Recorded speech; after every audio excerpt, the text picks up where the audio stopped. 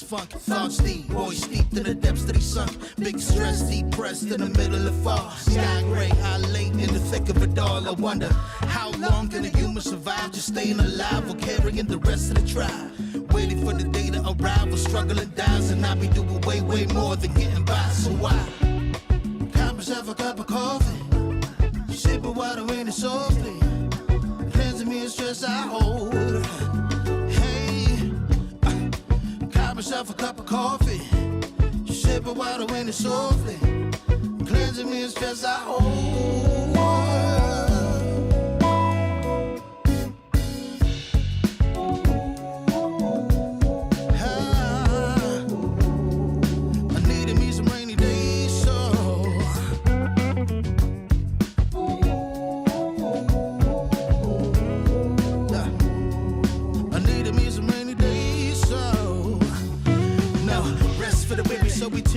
Realize life is so much more than just living a day.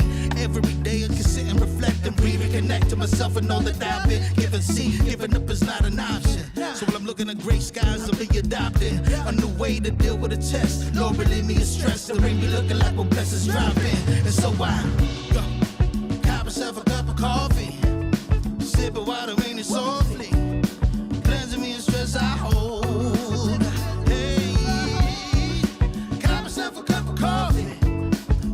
Water in it softly, cleansing me of stress I hold.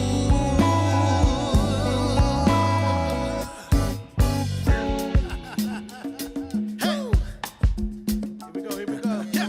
Let's do this. Y'all ready? 1, 2, 3. In times of test, let no harm beset me, oh my Lord, oh my Lord. In times of test, let no harm beset me, oh my Lord, oh my Lord.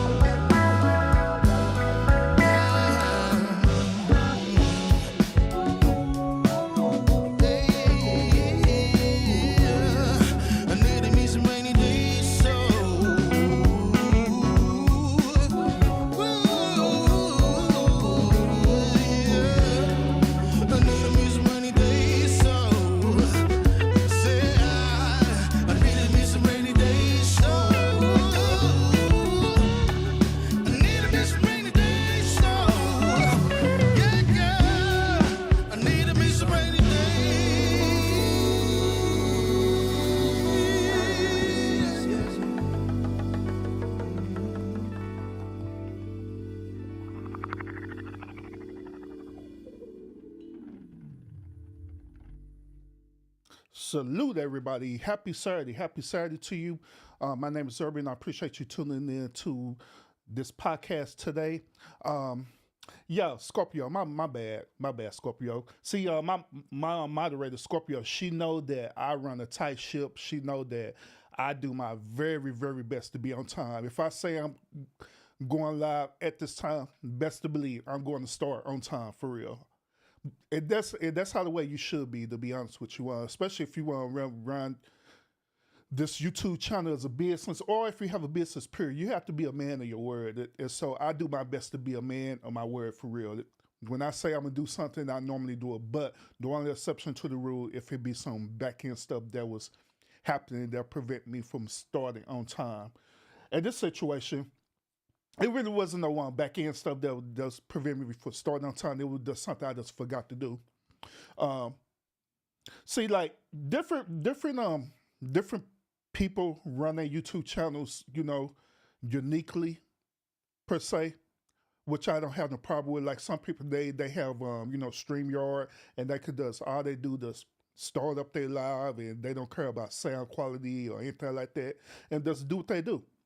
Fine with that, nothing wrong with that. I'm not knocking it, but me on the other hand, I'm a stickler for make sure that everything is proper.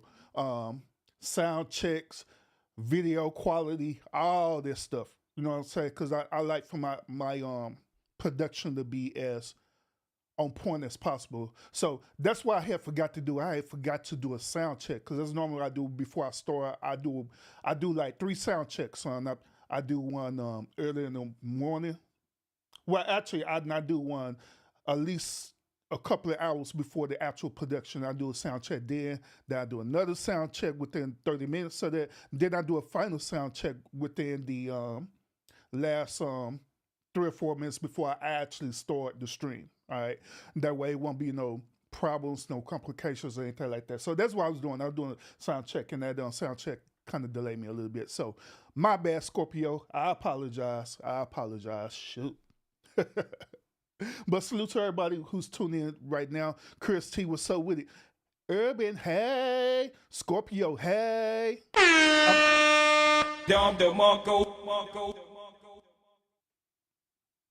Scorpio in my head right now. Chris T, hey.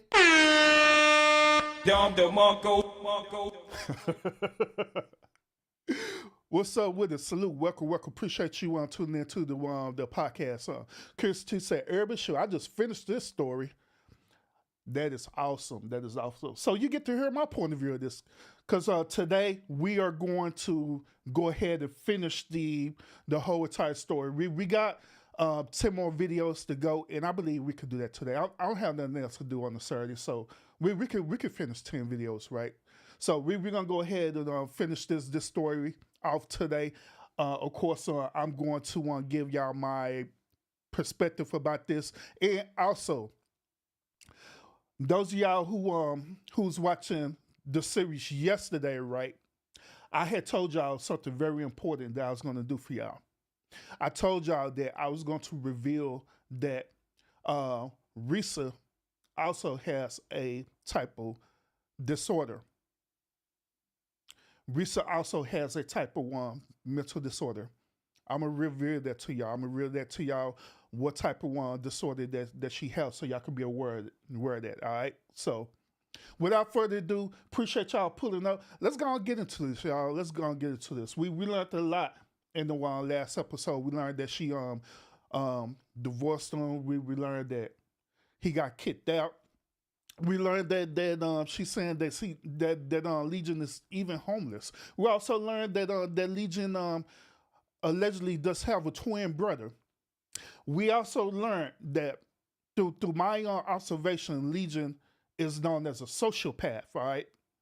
And a lot of y'all have people in your life that really are sociopaths, all right? And I'm going to be quite honest with y'all.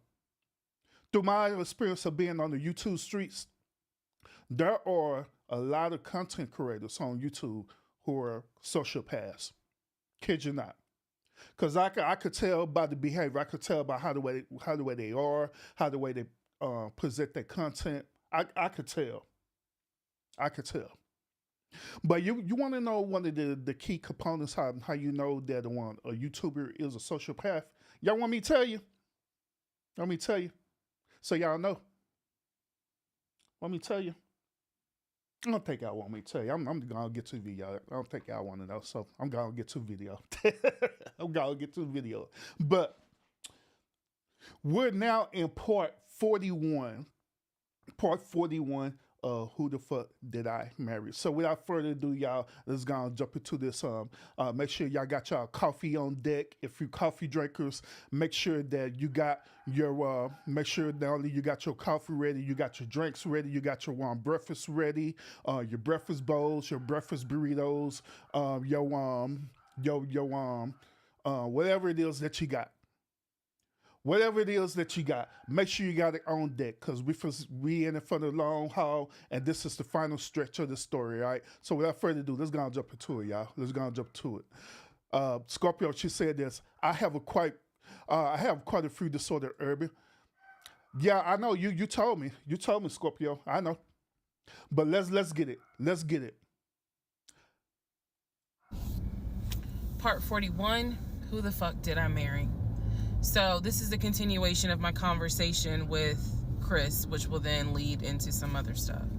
So Chris has confirmed that he has not spoken to Legion since 2015. So now we know that the phone calls that Legion was having every morning on the phone with Chris when we were, getting ready to go to work, the phone calls were fake. I demonstrated in the last video how I think how he was doing those phone calls, because he would relay messages from me to whoever was on the phone.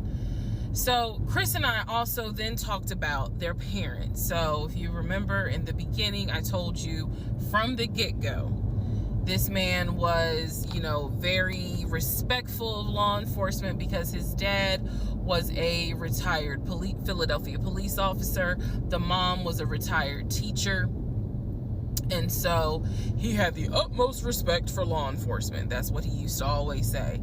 Because, again, there's a lot that he lied about. So I'm trying to only highlight the big things because, truthfully, it got to a point where when he would say that as a VP in his company, he had a meeting with the local sheriff. Child, we know that's a lie, so I don't even need to go into detail about that because, again, why? So I told Chris what Legion said about their dad being a retired police officer, and I was explaining how he said the mom was a retired teacher. So Chris listened. Again, very gracious, very nice guy. He listened, and he was like, so are you ready for me to tell you what's true and what's not? And at this point, I was already convinced I was going to be drinking heavily that night after this phone call. So I was like, go ahead. All right. So here's what Legion said. Legion said, Kirsty, I'm going to let you know about that in a few minutes, all right? What he's gaining from all that, all right? My dad was a retired police officer with Philadelphia PD. When he retired, he and my mom moved to Augusta. I was there for high school, and they started a church. He took me to that church in Augusta and showed me where the church that they started. The truth. Dad, according to Chris, their dad was nowhere near the church. That man ain't go to church on Easter. He ain't go to church on Christmas. He was like, my dad he ain't stepped foot in the church since the day he got married. That was the last time he went to church. He ain't have nothing to do with church. He said that their father was the furthest thing from a pastor. And he was like, I love my dad, but that man drank, smoked, and he was not a pastor. The mom was not a retired teacher. She did substitute teach at one point, but she was not a retired teacher. The dad was a truck driver. And not only was the dad a truck driver, at one point, he was a correctional officer.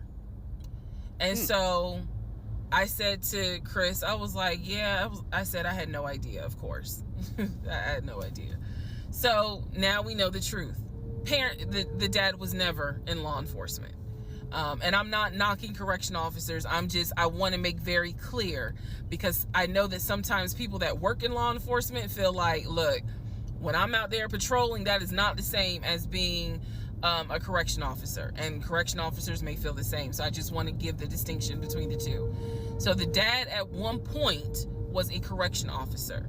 However, His primary career was a truck driver. And so the dad would do long hauls. So Chris is explaining, no, he was like, now that's funny. He said, if you knew our dad, you would understand how funny that is to even insinuate that he was a pastor. And so I told him about the church that we went to. He was like, oh, okay. So he took you to a church in Augusta and told you that that was our parents' church. He was like, now, our mom used to go to church, you know, every now and then. But he said, our dad ain't been to church since the day he married mom. So the church that Legion took me to and said that his parents started that church, that was not true. So he just took me on a field trip for nothing, basically. So I told him about the weekend, because I did tell Chris where I worked. And that is when Chris said to me, because at the time I worked in a law enforcement agency, and he said to me, now how does that work? He said, because Legion, you know, he done been in trouble a few times. And I was like, what do you mean? Because I had not yet gone online into the court system to see what type of trouble he's been in. And All right, before she continue, let me go ahead and address Christy coming. All right, Christy asked this. She said, "I just don't understand what was he gaining from all the lies." Now, one thing about a sociopath is this: it's one main component or one main commonality that sociopaths look for. Okay, that one main commonality is this: sociopaths, deep down inside, is looking for a form of acceptance or recognition. Okay. But, however, they want the recognition to be on their terms. Okay. So that's why they would create this whole illusion of lies and different things like that to try to manipulate people into their story, into a certain image that they want people to look at them as. You could say in theory that sociopaths have like a god-like mentality as well too, where they want people to worship them, they want people to adore them, they want people to honor them. They always feel like that they better than people. They feel like that they just on this highest level of plateau over people without having any type of sympathy, empathy, or anything like that for people. So that's the reason why sociopaths like Legion will lie a lot. Is because that's what they're looking for. The moment when they get caught in a lie, guess what they do? They'll do their best to try to protect their image. Now keep in mind what I say. They'll do their very best to do what? Protect their image. They will use terminology such as you're slandering me. They'll use legal terminology such as defamation. They'll use all these different things so they could continue with their false sense of narrative that they want people to adore them. They want people to look up to them. They want to be socially accepted, but only on their terms. Okay, so that's the reason why he's the way that he is. That's the reason why he lied the way he does. That's the reason why, like, even the am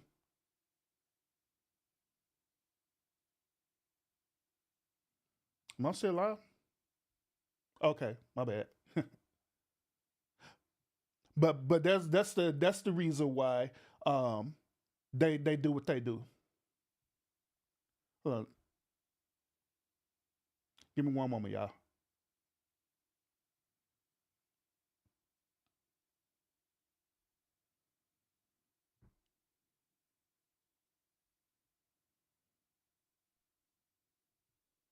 Give me 1 second.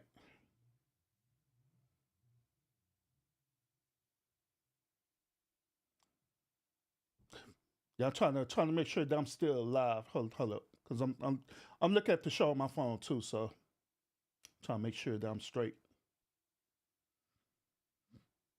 Let me check.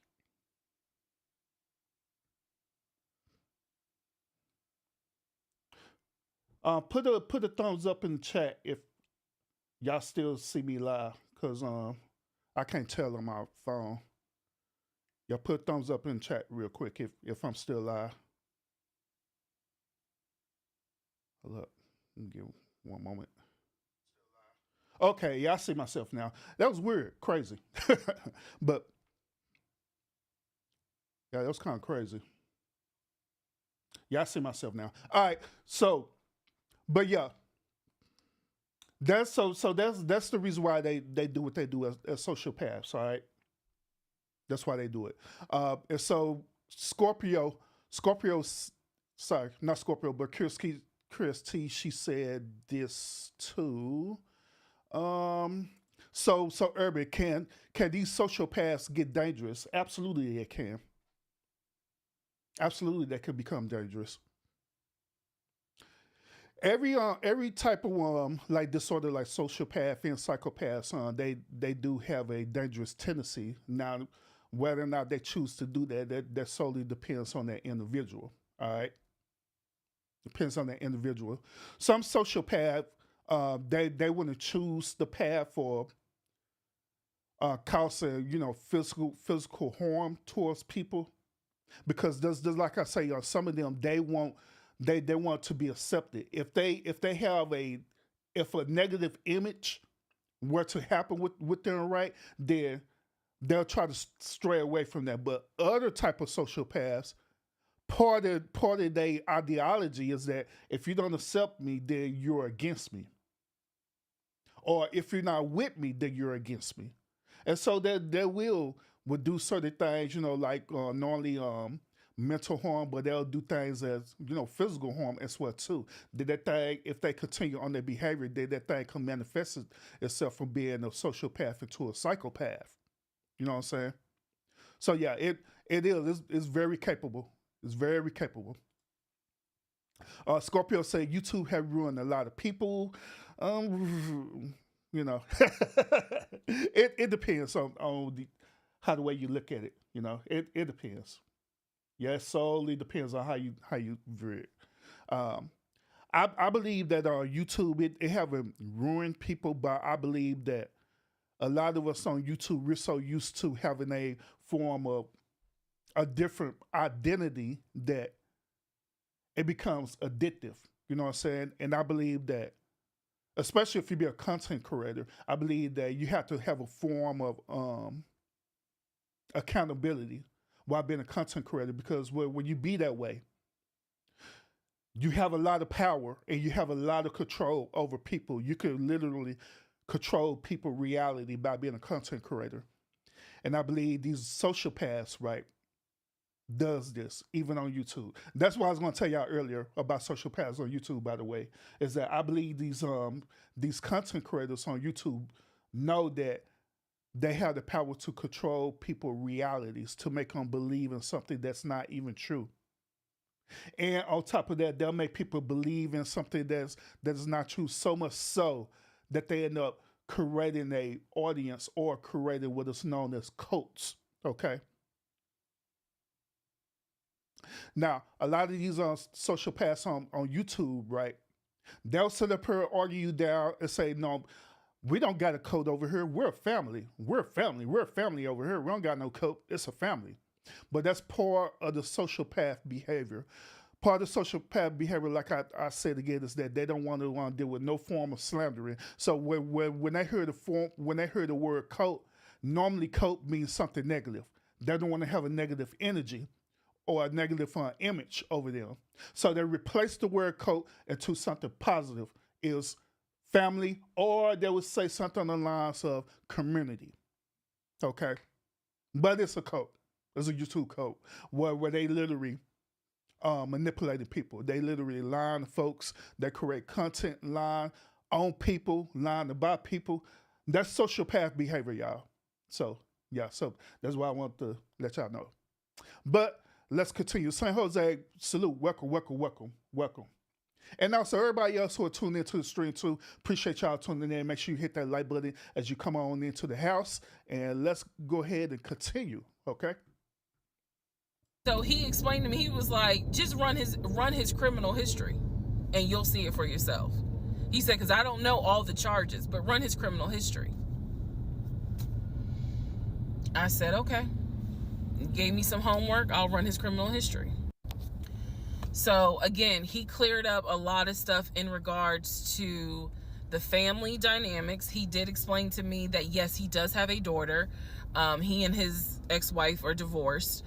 And I said, well, yeah, to answer your question, Chris T, yes, absolutely. Absolutely. He was using her because he needed her. He needed her. So yeah. Legion would talk about the niece, meaning Chris's daughter, and would send her stuff for her birthday. And he was like, he said, I'm almost positive my brother never sent anything for my daughter's birthday. And I explained to him, I said, isn't your daughter's name Egypt? He said, no. Who the hell is Egypt? And I said, I was told that was your daughter's name. That's the reason why I'm saying the name on here, because obviously we're about to confirm that's not the daughter. So I said, I was told that's your daughter's name. I said, I went with him to Rack Room Shoes and bought shoes for what I was told was your daughter. And she lived in St. Louis with your ex-wife. He said, Before she continue with that, now I said about family and community, right? And I have to think about this too. At one point in time, I wanted to let me go on my main screen. At one point in time, I wanted to do that for my channel as well too, to build a community for y'all. My whole thought process behind it was because I was seeing a lot of other YouTubers doing that, where they say that it's a community. We want y'all to be comfortable coming over to the channel and doing different things like that, right? But now that I think about it, right, I don't want that for this channel. I don't want a community. I don't want no family or anything like that. All I want to do is provide to y'all quality entertainment, because that's the reason why I'm here as a content creator, is to provide quality entertainment. I want y'all to feel comfortable coming over here regardless if you agree with my perspective or not, which I always say that, you know what I'm saying? But I don't desire to have a community. I don't desire to have, this family type of thing going on, or YouTube friendships or anything like that. I don't desire that for this channel. The only thing that I do desire is for us to respect each other. That's all I ask. So that's why things like cyberbullying and different things like that isn't tolerated over here. Because me as a content creator, I have to set an expectation. I have to uphold that expectation, period. Because if I don't uphold that expectation, guess what? Other people who are, also sociopaths will come over and try to dictate and control how the way your channel should run. All right. So yeah, we're not a family over here. We're not a community. I'm just a content creator giving you content. That's all it is. Who respect y'all. That's it. That's all it is. So there ain't no requirement to me. That's why another thing. So I know we kind of straying away from the topic, but I believe that it needs to be said. Okay, so y'all can understand where I stand on certain issues. But that's why me personally, I don't care about people going on to other YouTuber channels, and I don't care about beefing. Even if I were to, be beefing or whatever stuff like that, I don't care about y'all going over to other people's channels and doing what you do. Because I'm not a sociopath. I'm not controlling y'all. I'm not making you do certain things. And I'm not going to humiliate you because you're a grown adult and you want to do what you want to do. I'm not going to do that. I'm never going to do that, period. Okay? But other YouTubers will do that to you. And the reason why they do that to you is because, like I say, they're sociopaths. That's why. But let's continue. no, He said, my daughter and my ex Oh, appreciate it, Chris. To you. Enjoy your workout as well. wife do not live in St. Louis. He said, I don't know who Egypt is. He was like, are you sure it wasn't for a woman? And I said, well, it was kids' shoes. And he was like, no. He said, and I told him, I said, I went to the UPS store, I mailed it, and it, you know, they printed the label with the girl's name on it, and I'm thinking this whole time it's Legion's niece. Chris is like, I don't know who that is. That's not even the name of one of our cousins. So I have no idea, ladies and gentlemen, who my ex-husband was buying girl shoes for and had me sending them telling me it's for his niece. I have no idea. So Chris is like, yeah, he finally said to me the same thing the ex-wife said, which is pretty much whatever he told you is a lie. And I'm being honest with you guys. It is very hard to comprehend that everything is a lie. Like, there has to be something that's true. I'm like, how was he paying? If he wasn't working at the condiment company, or he got fired from the condiment company, how was he still paying the bills? Keep in mind, we never joined our accounts. He wanted to, but we never did, because he wouldn't show me the offshore, the savings account, which of course never existed. So I'm just trying to figure out, like, I know that Oh man, not the offshore account not existed. I was really counting on that to exist, but oh well. saw his checking account. I know that I saw his savings account, and he had money in there. Something had to be true. Something had to be true. And Chris was like, no. He said, it sounds like everything my brother said, everything that he told you was made up. He said those phone calls were definitely made up. He said, I don't know who Egypt is. That's not any family member of ours. I don't know who Shantae is. We don't have a sister. He said, we don't have half brothers. He was like, I'm telling you who the family members are. He said, I am so sorry that my brother put you through this. So now let's go into the next part. All right, so far around Legion, he's been lying the whole entire time about his family. He been lying the whole time that he been in communication with his family as well too. That the whole entire time this dude was sitting here having an imaginary conversation with folks. So, yeah. Part 42. Who the fuck did I marry? So I finished going through the book bag. Still July of 2021. I finished going through the book bag. There were some other folders with papers in there. He had left the work phone. What I actually found out was that it was not a work phone. It was simply a secondary personal phone. He told me it was a work phone. I thought that the company was paying for the work phone. That's what I thought. No. Because I found receipts where basically, and I didn't know this, ladies and gentlemen, I had no idea, but I found receipts where it was a prepaid phone and he's paying to add minutes to it. So it's just receipts of, you know, you added minutes to the phone on this date. You added minutes.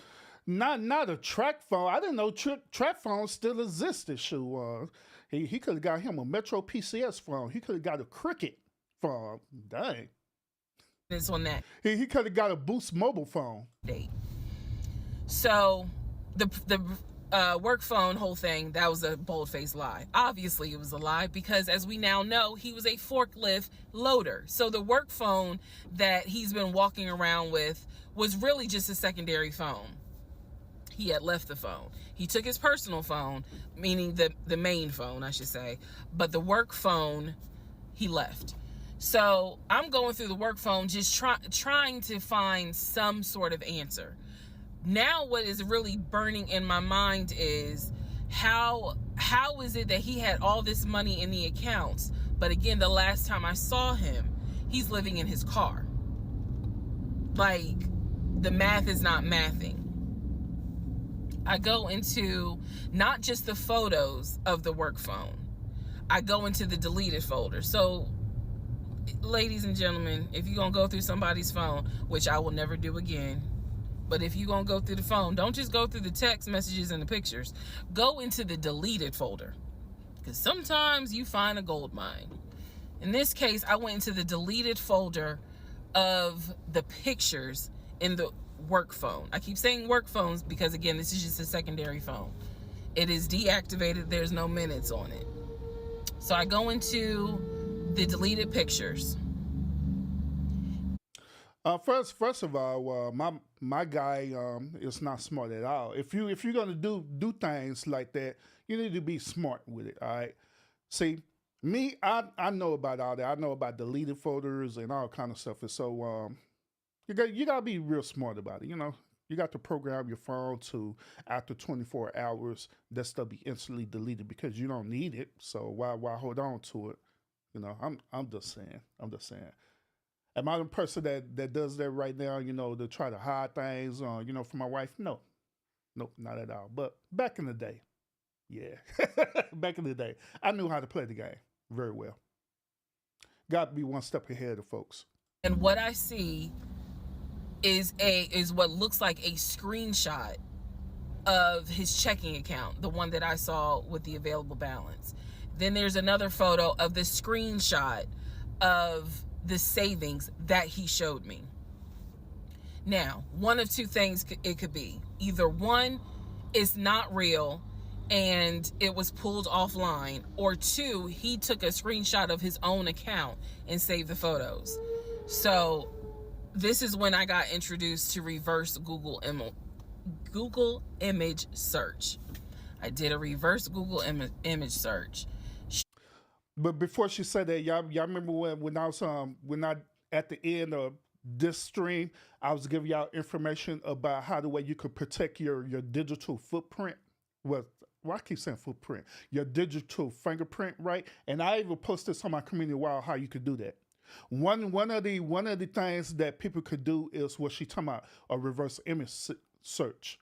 I had gave y'all information on that reverse image search where you could get your images removed on Google. All right. If you didn't see that, go back on that show that I was talking about how to protect yourself from cyberbullying. Okay. Go on there because I gave you a lot of information. And also, I put that information on the community wall too. Sure enough, as you probably have figured out, some of you, because I read it in the comments, what he showed me when he turned his phone around, showing me his available checking account balance, was nothing more than a screenshot that he had found on Google. When he showed me his savings, turned the phone around, because remember, I demonstrated for y'all how he was, and then, you know, turned it around and showed it to me as if he was signing in. When he did that, he was simply showing me a screenshot that he had taken from Google Images. Because when I did a reverse Google image search with those two photos, the checking and the savings, it came right up. It was nothing more than just Google Images. In my phone, I didn't even need this because, again, I already knew that he was not a VP regional manager, but still, for shits and giggles, I did a reverse image search of the charcoal BMW. Remember, I told y'all he had sent me pictures of the company car. Nothing more than a screenshot he had taken off of Google Images. The house that he showed me that he had in San Diego, Google Images. So, what we can now confirm is anything he showed me when he's turning his phone around is nothing more than an image from Google Images at this point. The checking account, the savings account, Google Images. The house, Google Images.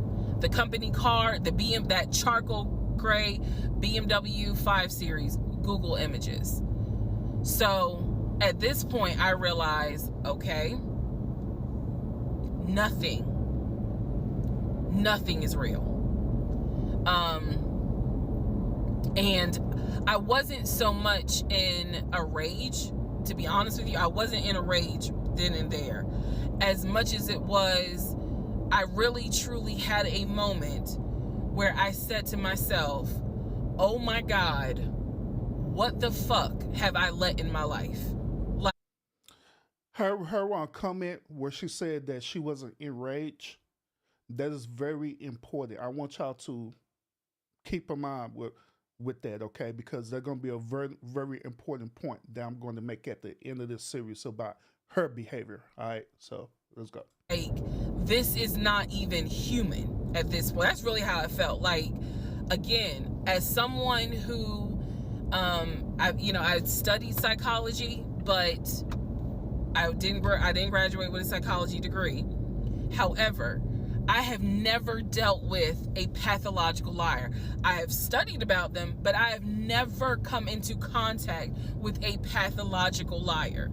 Because to a compulsive liar, if you ask them, man, why did you lie to me? They probably are going to have a reason. Pathological liars don't have a reason. Like, there's no limit to the lie.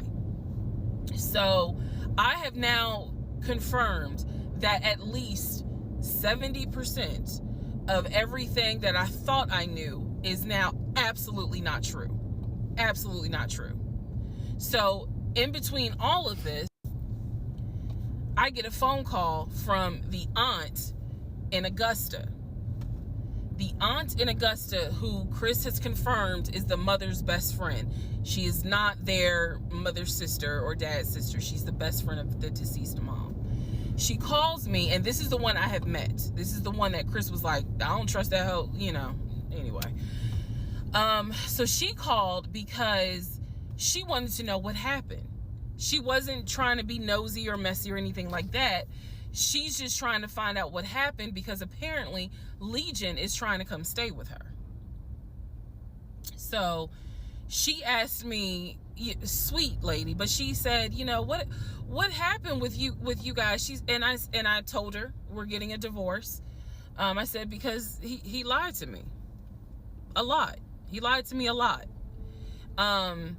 And so what breaks my heart about the conversation with her is that she said, so whatever happened to the baby? Mind you, we went to Augusta, told her I was pregnant. I thought he told her that I had a miscarriage. He didn't. He never told this woman I had a miscarriage.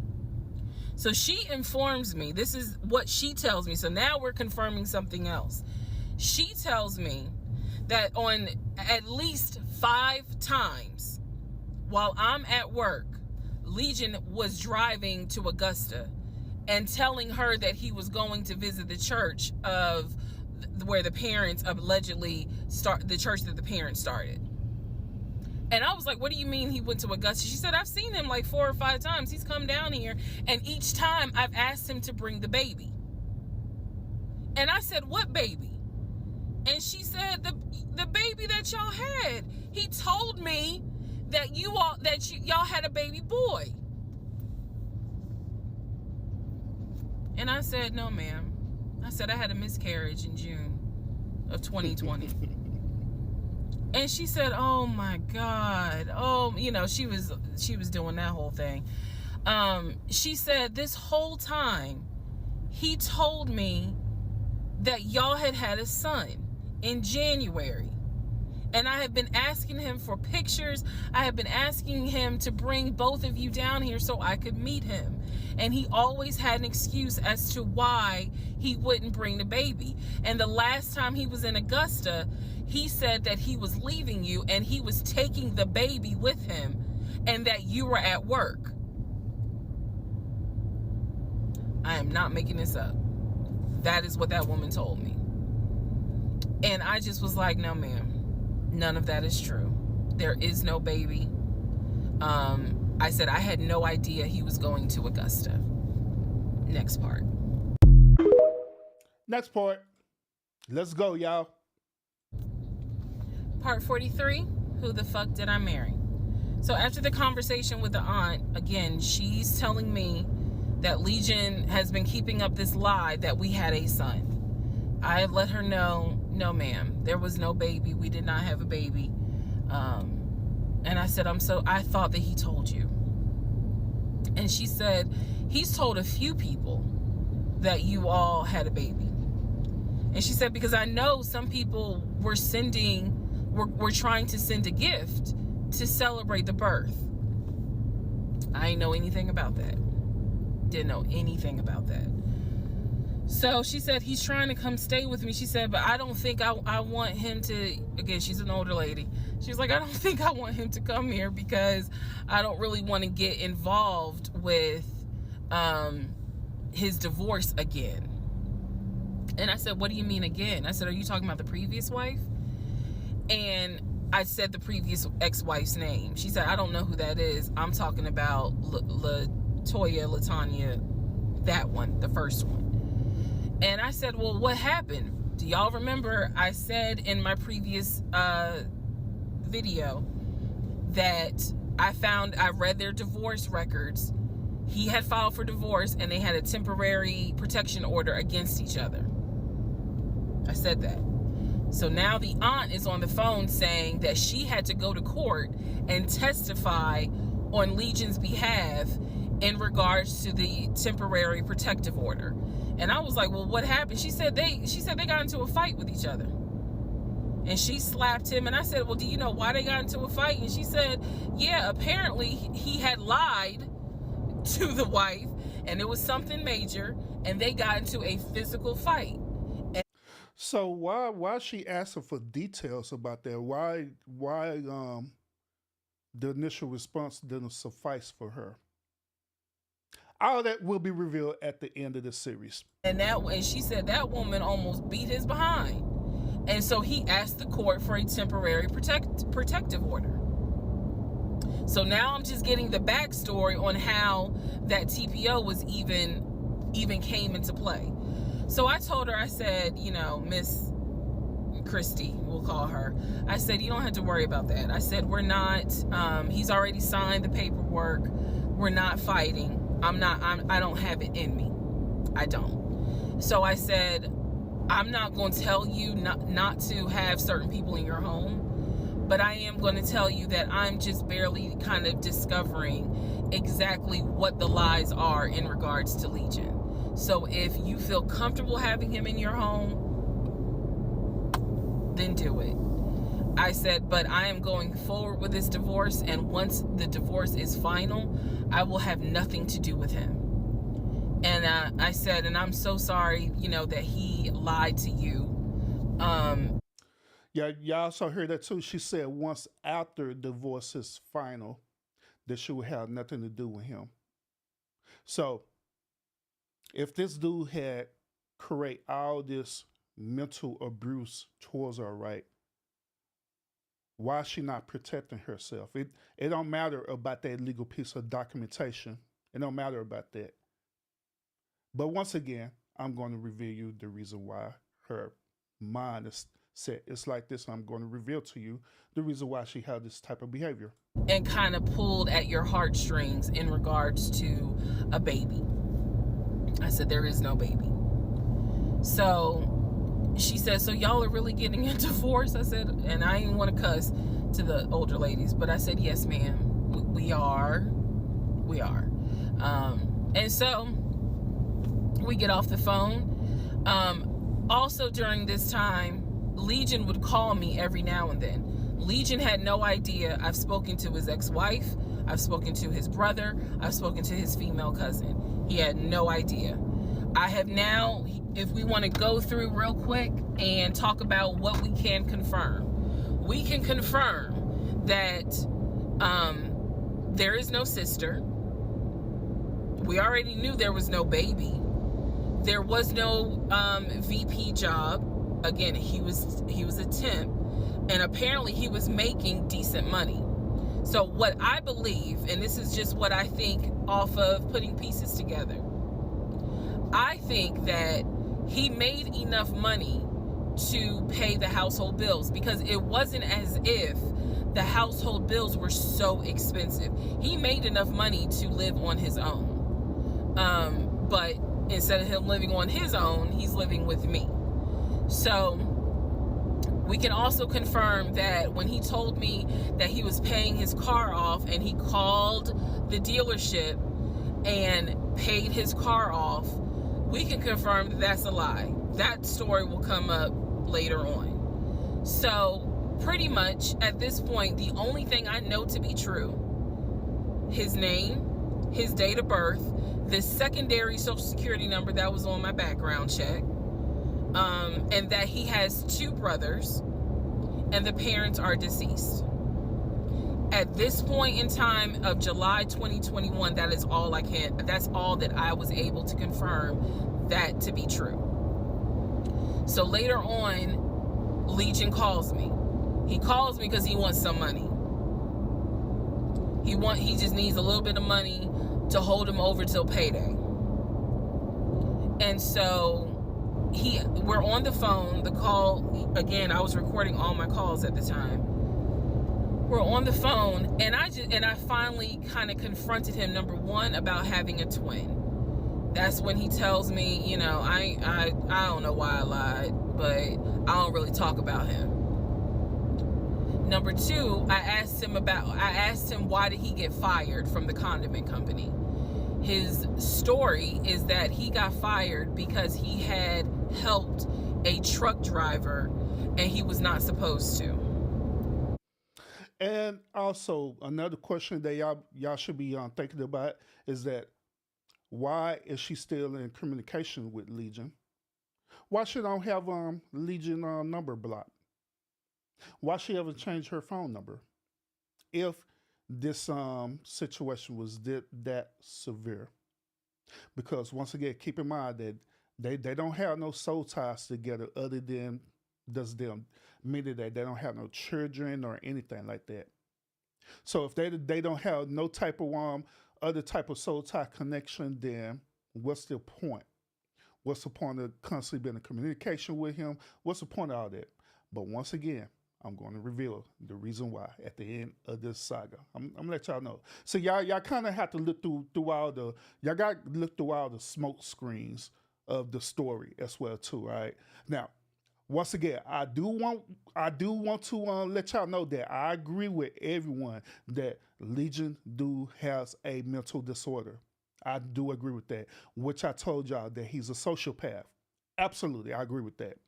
Absolutely, Legion is a beta male simp as well too. Absolutely. His whole behavior is not accepted at all, period. But however, Risa has a certain behavior that people are not talking about too. But at the end of this, I'm gonna let y'all know what it is. All right. Stephen, salute, welcome. Appreciate you pulling up. I know it's a lie. Y'all don't even have to tell me. I know it's a lie. Number 3, I asked him, why did you tell your aunt that we had a baby? He claims he never told her that, and that she's old and she didn't know what she was talking about. So then I asked Yana, salute, welcome. him if he was ever in trouble where he's been arrested. And he said, yeah, I've been arrested as a juvenile, but my father had my record expunged. I said, were you ever arrested as an adult? He said, nah, I ain't never been arrested as an adult. I said, so you never went to weekend jail? He said, no, I don't even know what that is.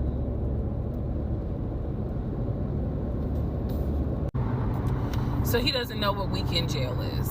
That's his story. And so he was still standing by the lies he told me. So finally, I just asked him, and this is where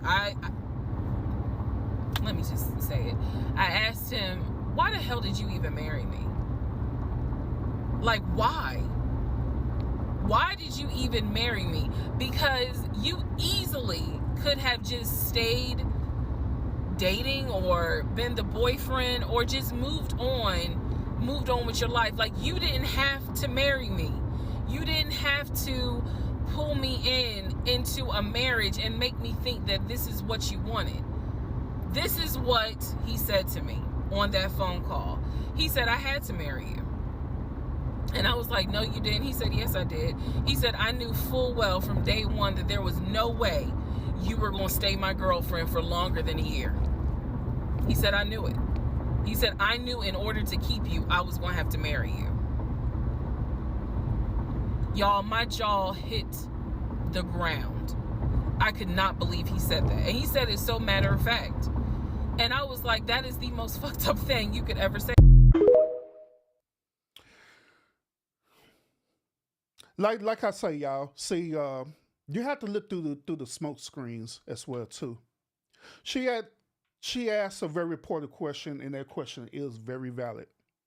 Why did you decide to marry me? But what I want y'all to also understand is this. Marriage is not a one-way street. It is actually a two-way street, meaning that both people have to consent on getting married. A dude just can't force a woman to marry. We're not in the barbaric times where, you know, men force women to marry. You know what I'm saying? We're not doing that barbaric patriarchal system like it was back in the day. We're in modern day time where marriage is a consent with two parties. So not only the question was valid for her, but she also needs to understand why did she chose to marry this dude. Now, another thing that y'all need to understand is that women are gatekeepers of not only sex, but they also the gatekeepers of relationships. I know that a lot of red pill and manosphere people that would bet the different. They'll say that men are the gatekeepers of relationship, but nah, I bet the different. Even though men go out and choose the woman initially, right? At the end of the day, it's that woman's choice whether or not she want to be in a relationship with you. She can either choose that, yeah, I'm gonna go ahead and pursue this thing, or she say, hell no, I'm not interested. And guess what? Ain't nothing that man could do about it other than accept their choice. So yeah, women control not only sex, but they also control the relationship as well too. But let's continue. Part 44, who the fuck did I marry? The videos that you saw earlier were filmed earlier today. And yes, I'm aware. It was brought to my attention. I had to make a decision whether or not to finish, keep my word, or stop, disappear. I mean, disappear. Okay.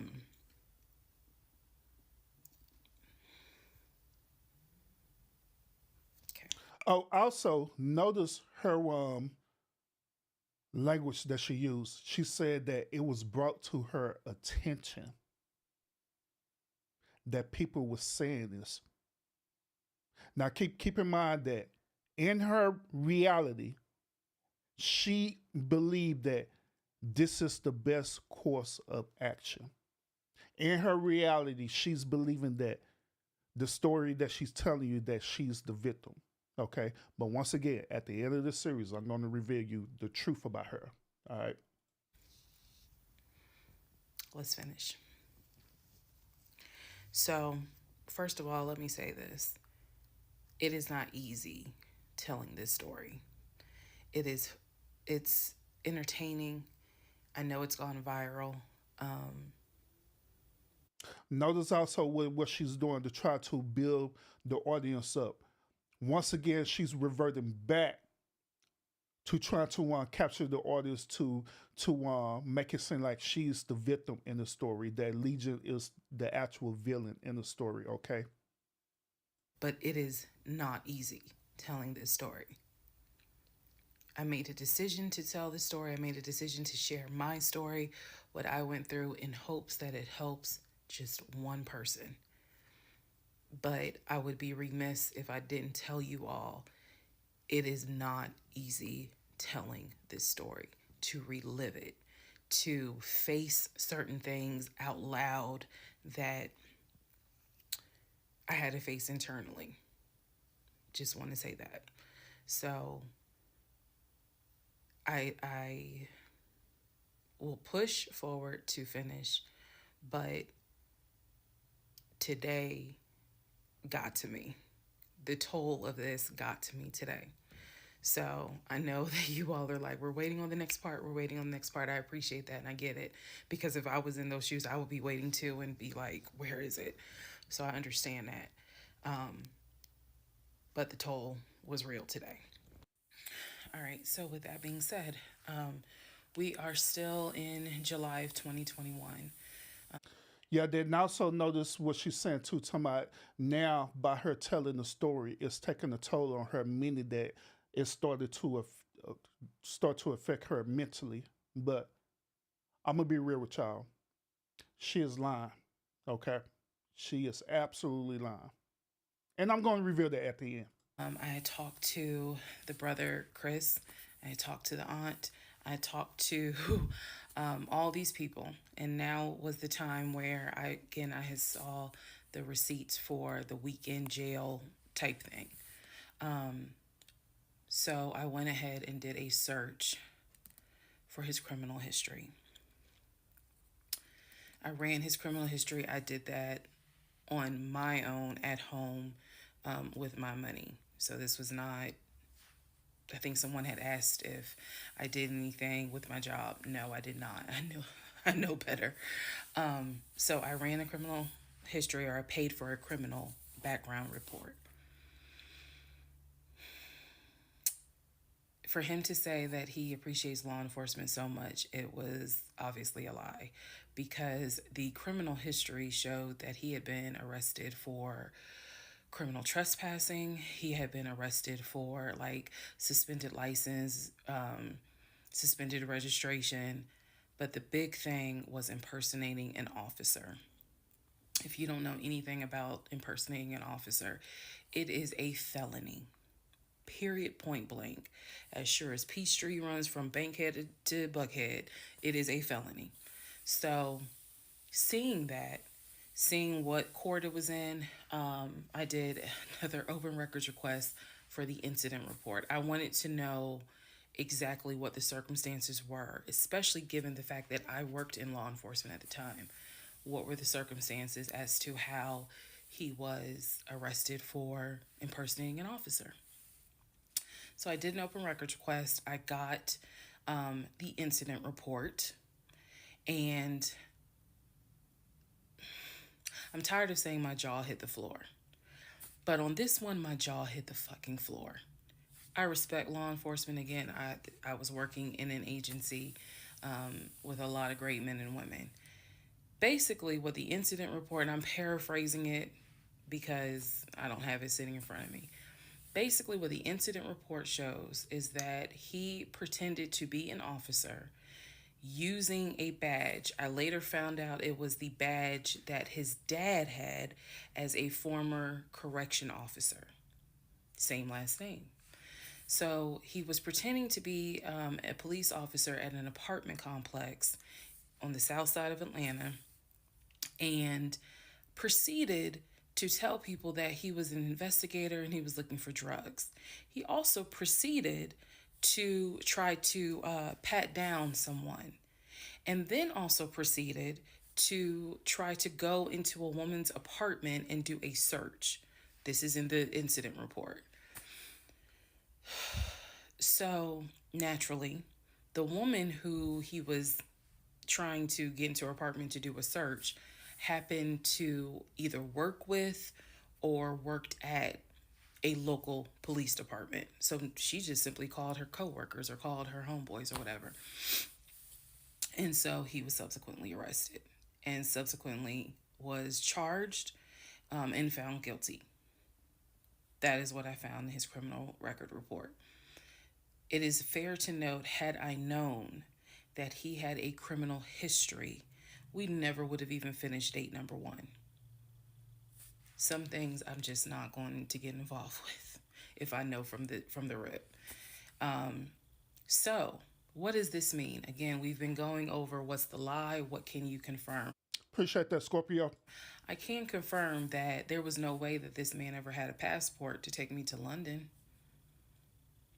When he claimed that he was voting in the election, there's no way that he did, because he tried to tell me that he was still a registered voter in California. and that he did it online. I knew it was a lie, but again, at this point in July, I'm able to confirm that, yeah, you never had a passport. You never voted.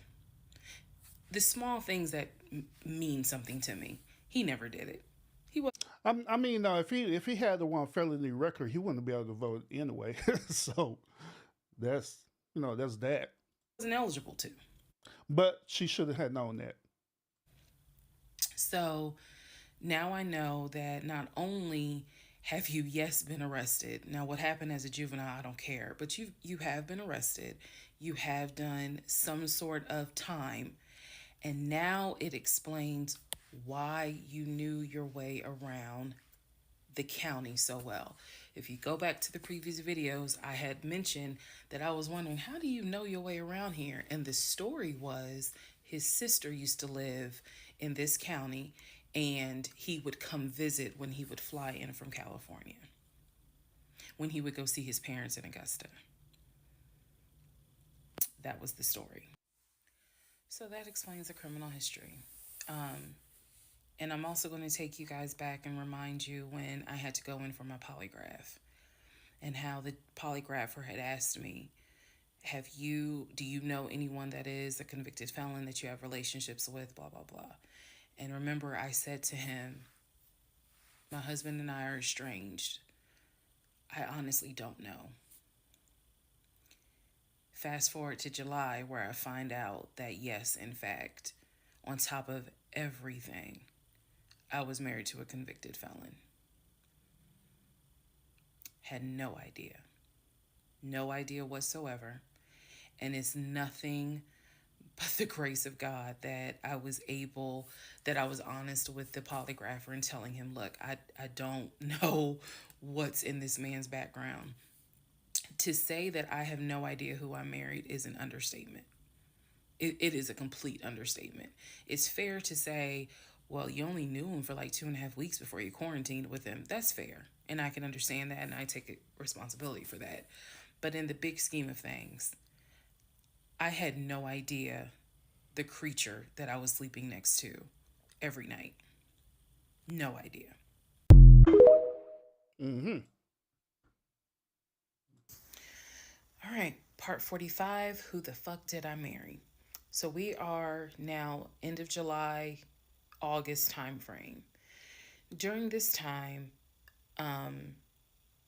Legion basically disappeared. Remember, I'm still waiting on the final divorce decree to come up. I'm actually waiting for the 30 days to be up so I can file the divorce settlement form. So I'm waiting on that. Well, wait a minute. On the previous parts, right? She said that due to the state that she was in, she didn't have to wait for this 30 days. So I'm confused on that. Then on top of that, normally when it's an uncontested divorce for irreconcilable differences, you don't have to work the 30 days. You could immediately file that. So I'm utterly confused about that. 30 days to be up. I'm playing nice with him. I'm being cordial. I have uncovered all kinds of stuff. But just in case he was going to act a fool, I was trying to be cordial. So I had spoken to him on like a Monday, and I was trying to get a hold of him for something. But I'm the one that initiated a phone call in the coming days. Never heard from him. Never heard from him at all. His phone was dead. It was going straight to voicemail. And I genuinely was worried.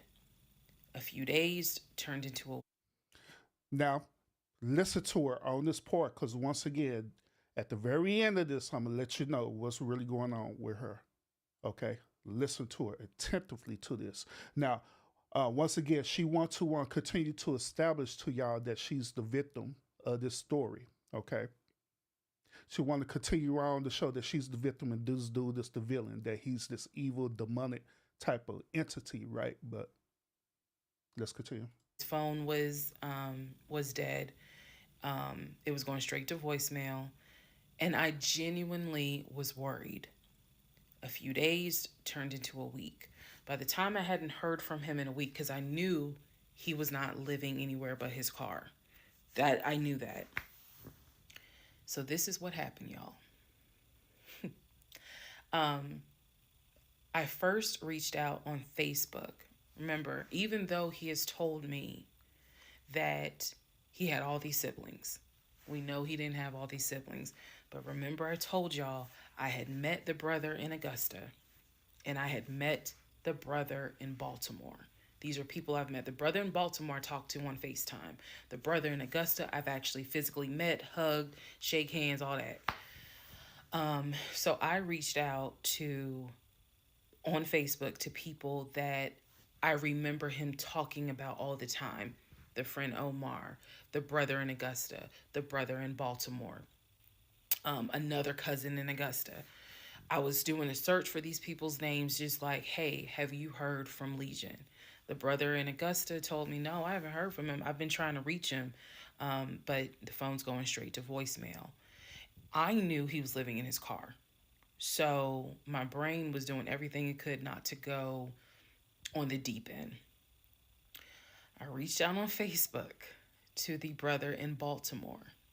And Are you good, Scorpio? Hey, gave him my name. And I said, have you heard from Legion? Now, mind you, the brother in Baltimore and him have talked on speakerphone. I guess it's important that I make that distinction. They have talked on speakerphone. So I know that they have talked at least in 2020. So I said to him, again, according to Legion, they talk all the time. But I have heard them on the phone in 2020. So I said, have you talked to him? The brother from Baltimore informs me, no, I ain't talked to him. He owes me money. So I ain't got nothing to say to him. And I said, wait a second, like, he was telling me that y'all are brothers. He was like, man, he's like a brother. But I don't fuck with it. I don't fuck with him because he owes me money. So they had not spoken. This is now July 2021. They had not spoken in well over 6 months. So all the phone calls, this is what it means, guys. All the phone calls that he had with the brother in Baltimore in 2021 were not real. Then I reached out to the Omar guy, and I remember the story was that he and him known each other's years since California, worked together at the condiment company. I reached out to Omar and said, have you heard from Legion by any chance? Explained who I was. He responds with, and I'll never forget it, he responds with, no, I have not heard from him. I have absolutely no contact with him whatsoever. We are not friends, and I would appreciate if you do not reach out to me again about him. The stories I was told was that this dude is supposedly his best friend. Shocking moment. So they had not spoken in years. They're not cool. He does not fool with him. Okay. Went on to the next person, a female cousin I had met. She said, no, I have not heard from him. Why would I hear from him? We don't really talk. Like, I think she was genuinely weirded out by the fact that I'm reaching out to her out of the blue, asking, hey, by any chance, have you talked to my soon-to-be ex-husband? So what I discovered because he ended up being gone for 2 weeks. What I discovered in those 2 weeks, let me be very clear with the statement I'm getting ready to make. I reached out to every person I know who apparently has had some form of relationship with him. Either he said that they were friends, they talked on the phone, he said they hung out. The brother in Baltimore, I was told, had been to the house while I was at work.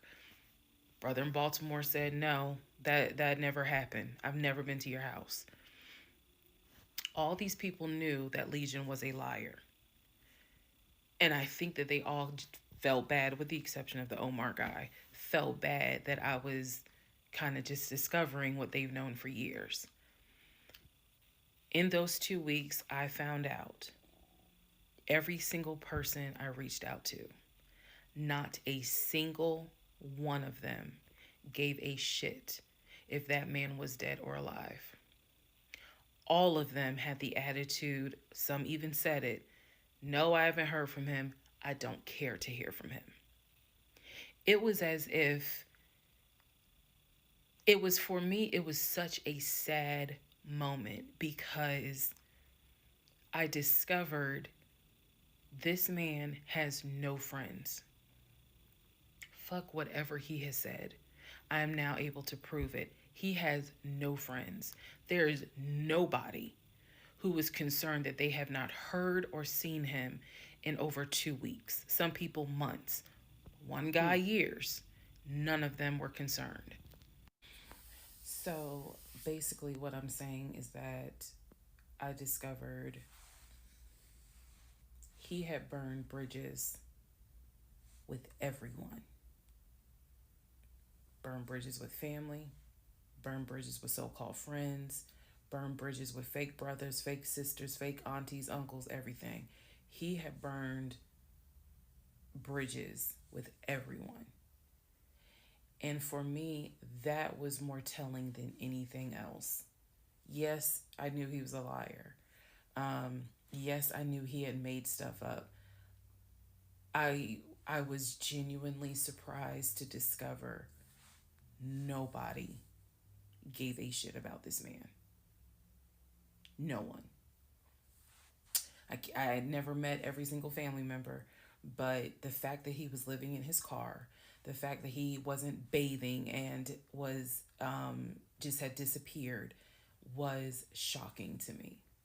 So, where was he for those 2 weeks? Glad you asked. He had checked himself into a behavioral hospital in Augusta. Why? Not to get help. No. This is July in Georgia. It's hot as hell. It's sweaty. It's damp. It's humid. It's everything.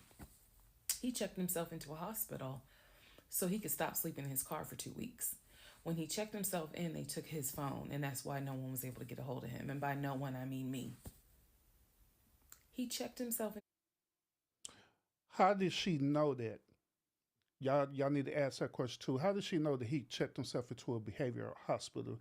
Then she said something else that's very important. She said that nobody, meaning her, because she already established that none of his family didn't want to have nothing to do with him. So she is telling us that it bothered her. Why bother her? Just like I say, I'm gonna let y'all know why. To a hospital so that he could have a bed for a couple of weeks. That's the type of human being that I was dealing with.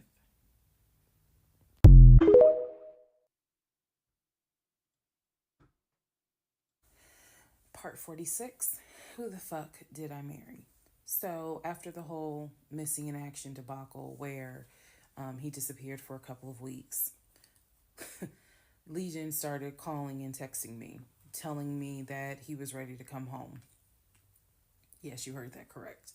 So apparently someone had told him that legally he did not have to leave the house when I kicked him out because it was a marital home and he had just as much right to be there as I did.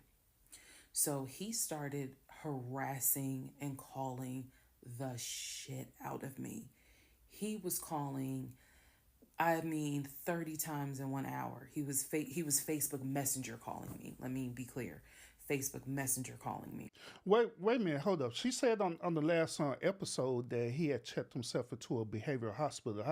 How do he have access to a phone now to call her? What, unless I missed something. Let me go back. Unless I missed something. Let me see. Part 46, who the fuck did I marry? So after the whole missing in action debacle where he disappeared for a couple of weeks, Legion started calling and texting me, telling me that he was ready to come home. Yes, you heard that correct. So did he check himself out of the mental hospital, or how did that go?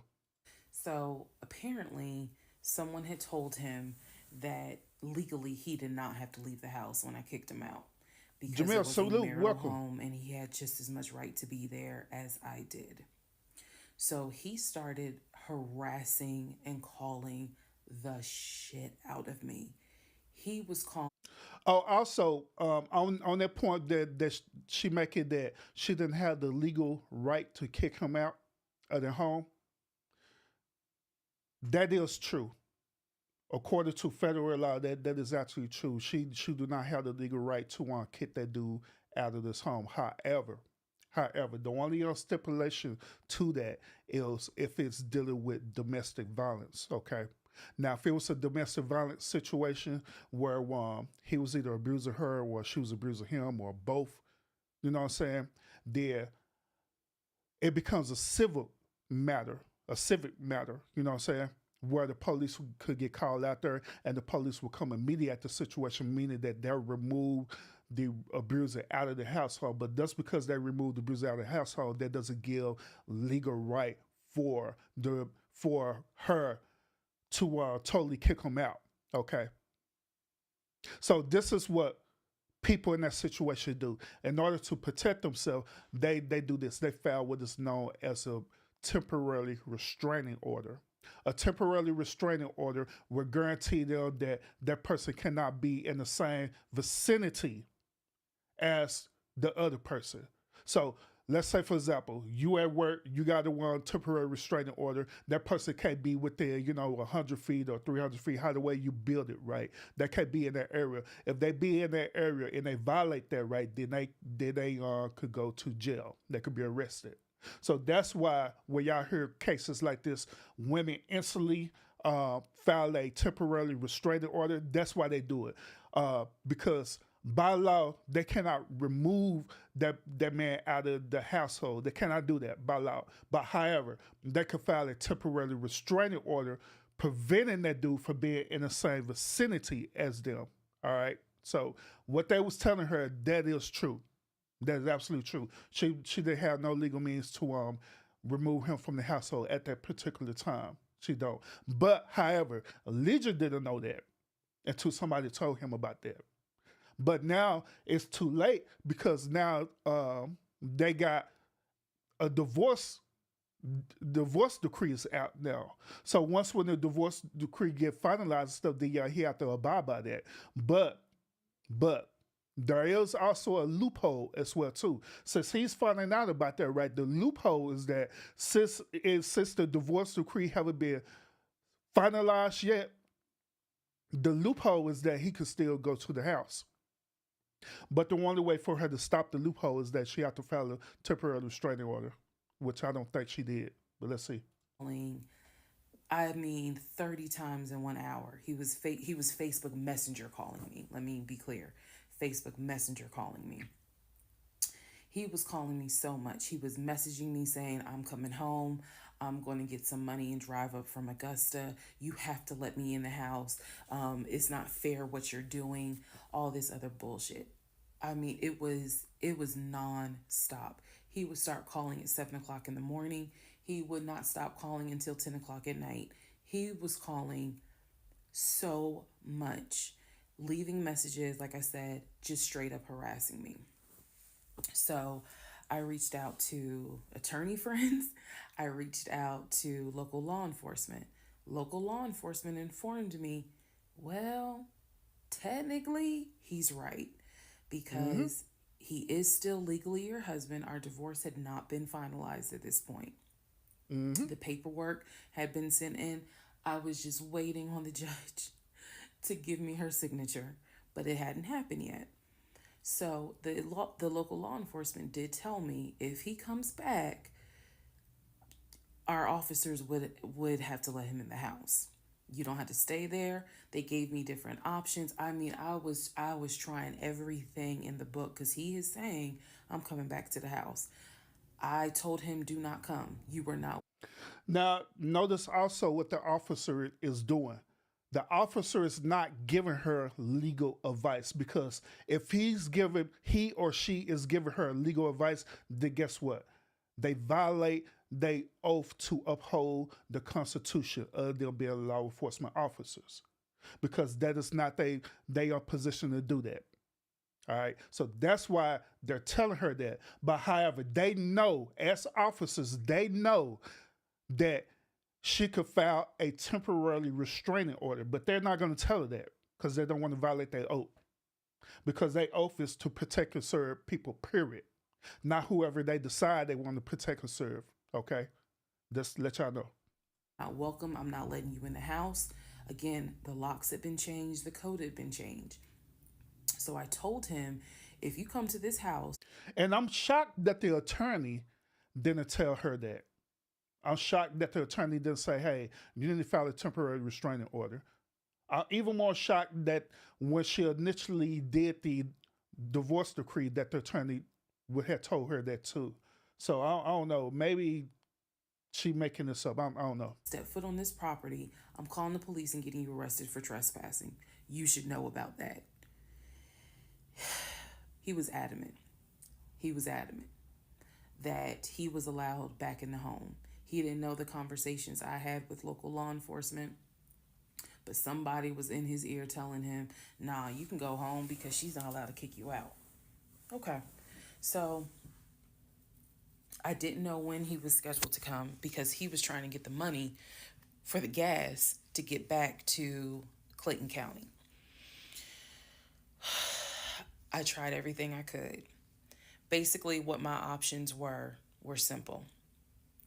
Let him in the home, and I can stay in the home, put him in a room, just have no dealings with him.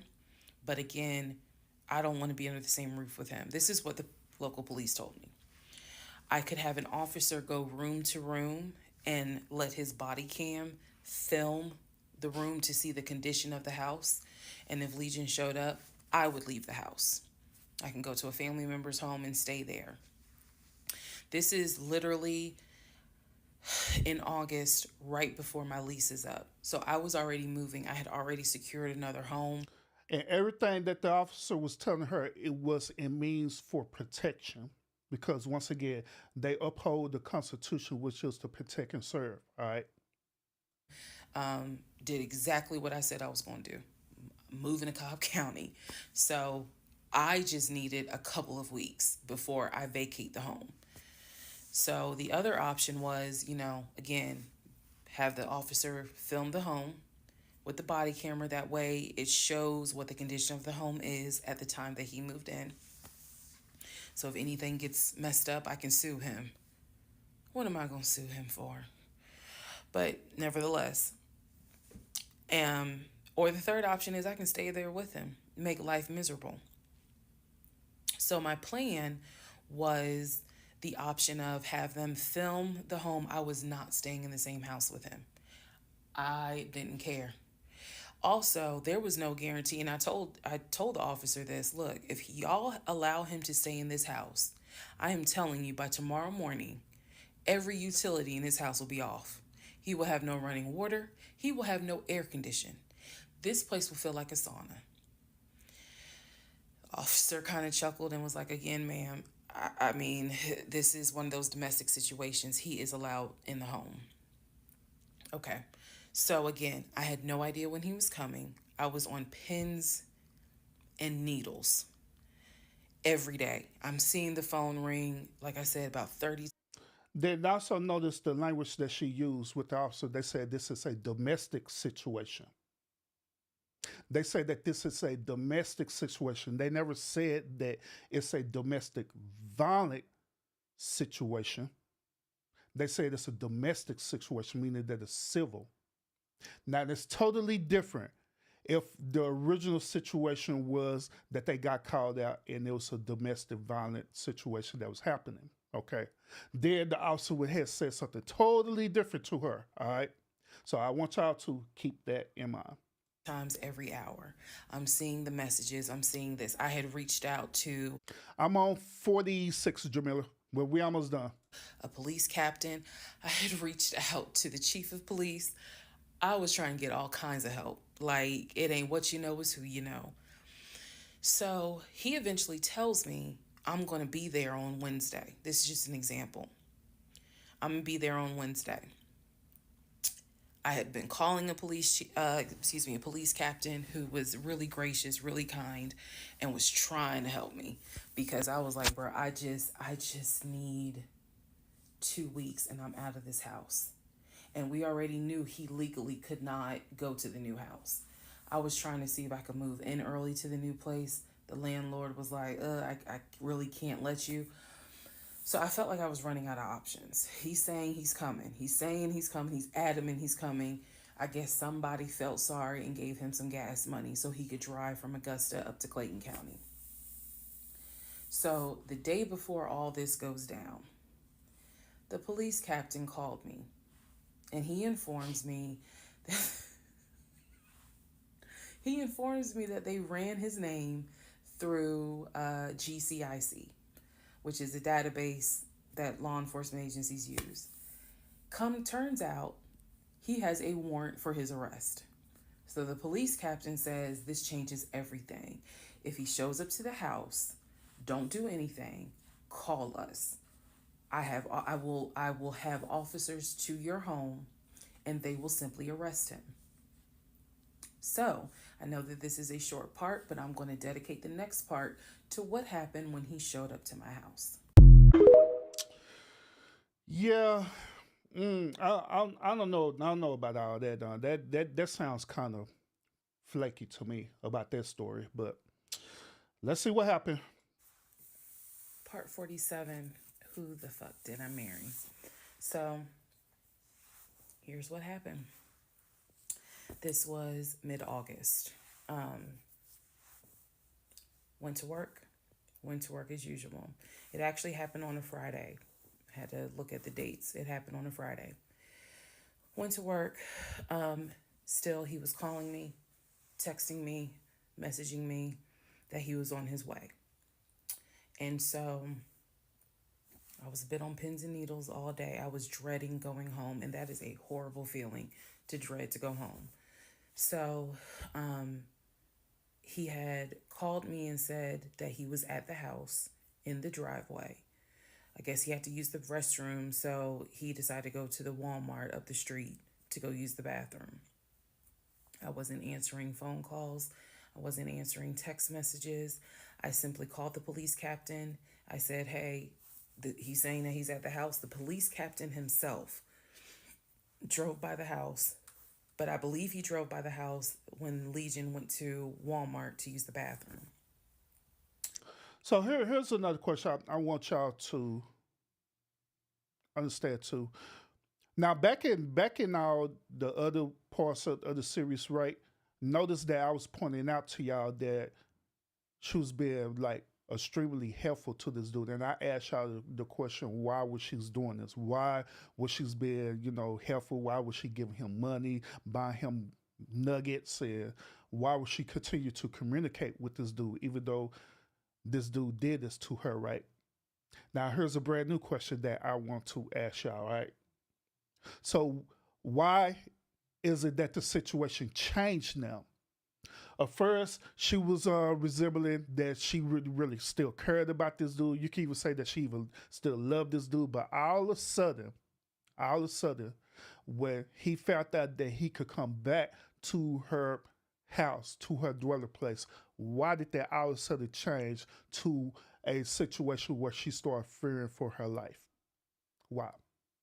I'm gonna answer that at the end of all this.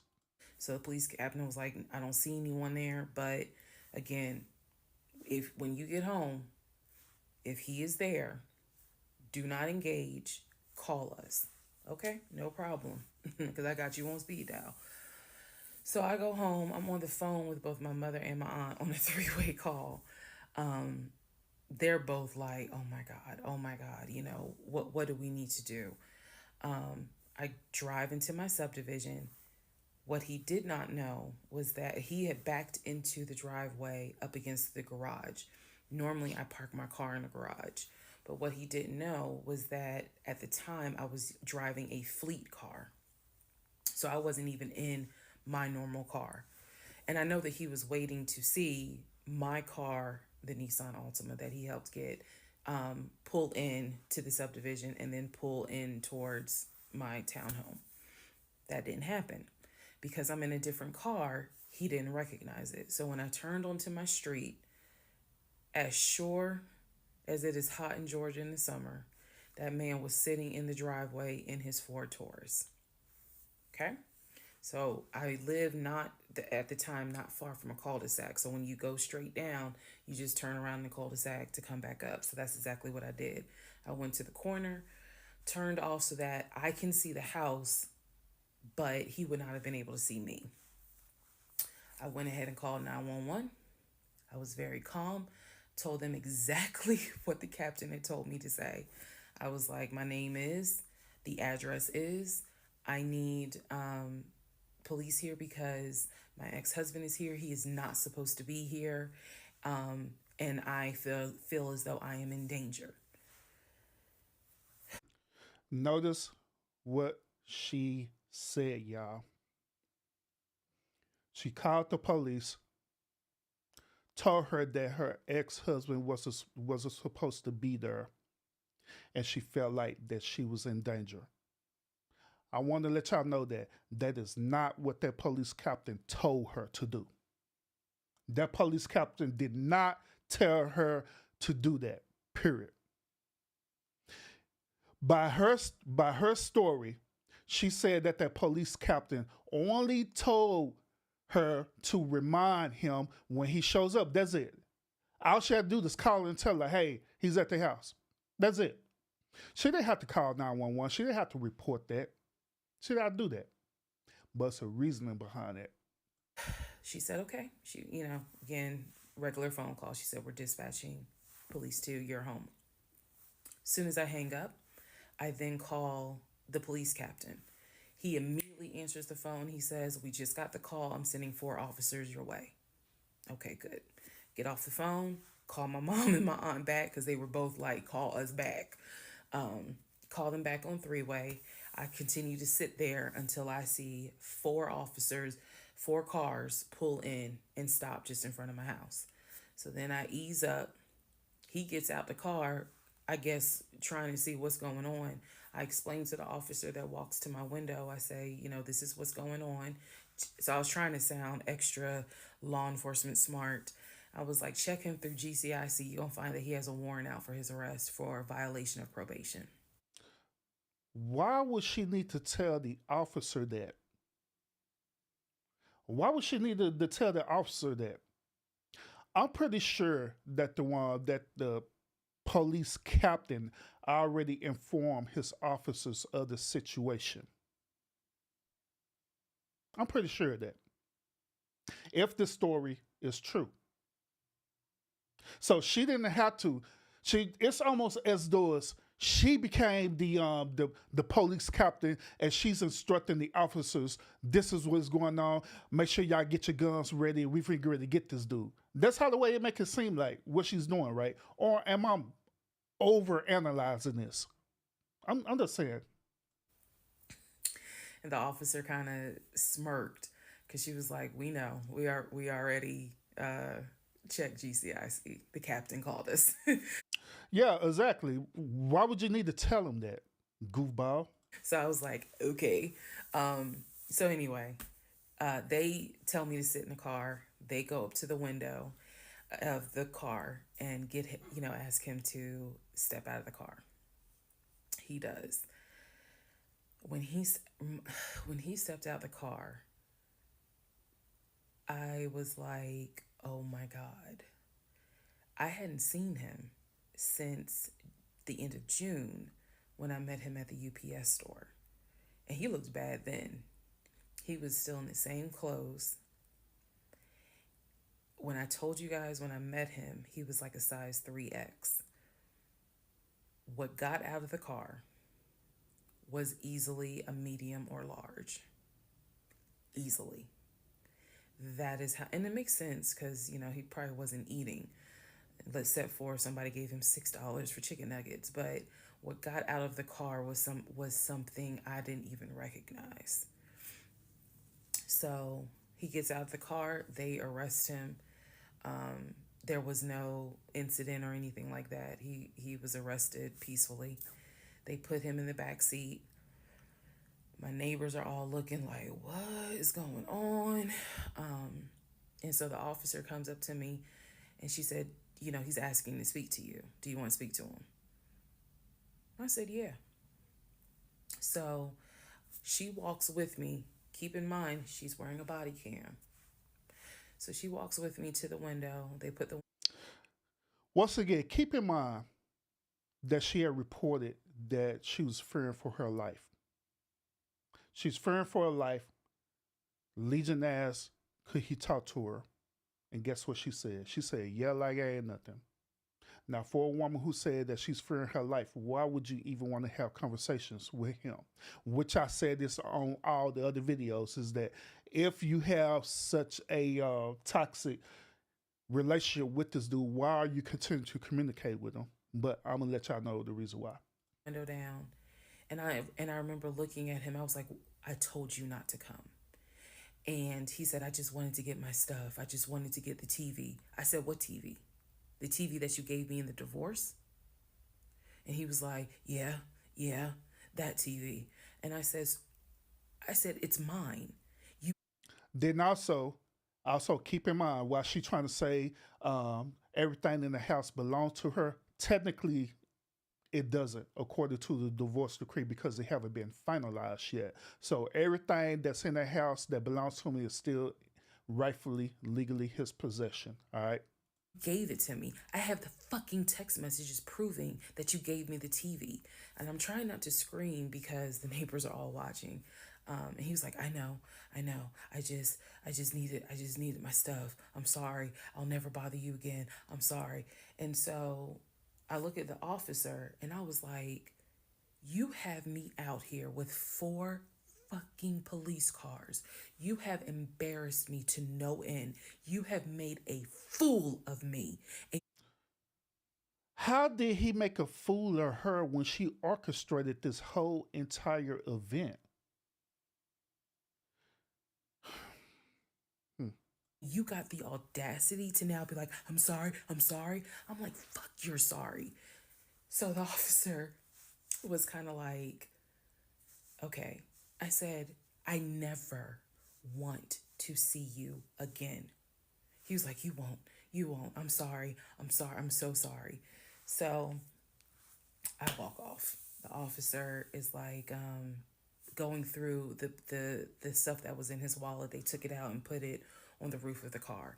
So the stuff that was in his pants, like his wallet, his keys, they put it on the roof of the car when they had him get out the car. And so she's just like, I said, did you catch all that on body cam? And she said, yeah. I said, he gave me the TV. And she said, yeah. She's like, we're going to take. Now, also notice that she keep re-emphasizing about this body cam footage.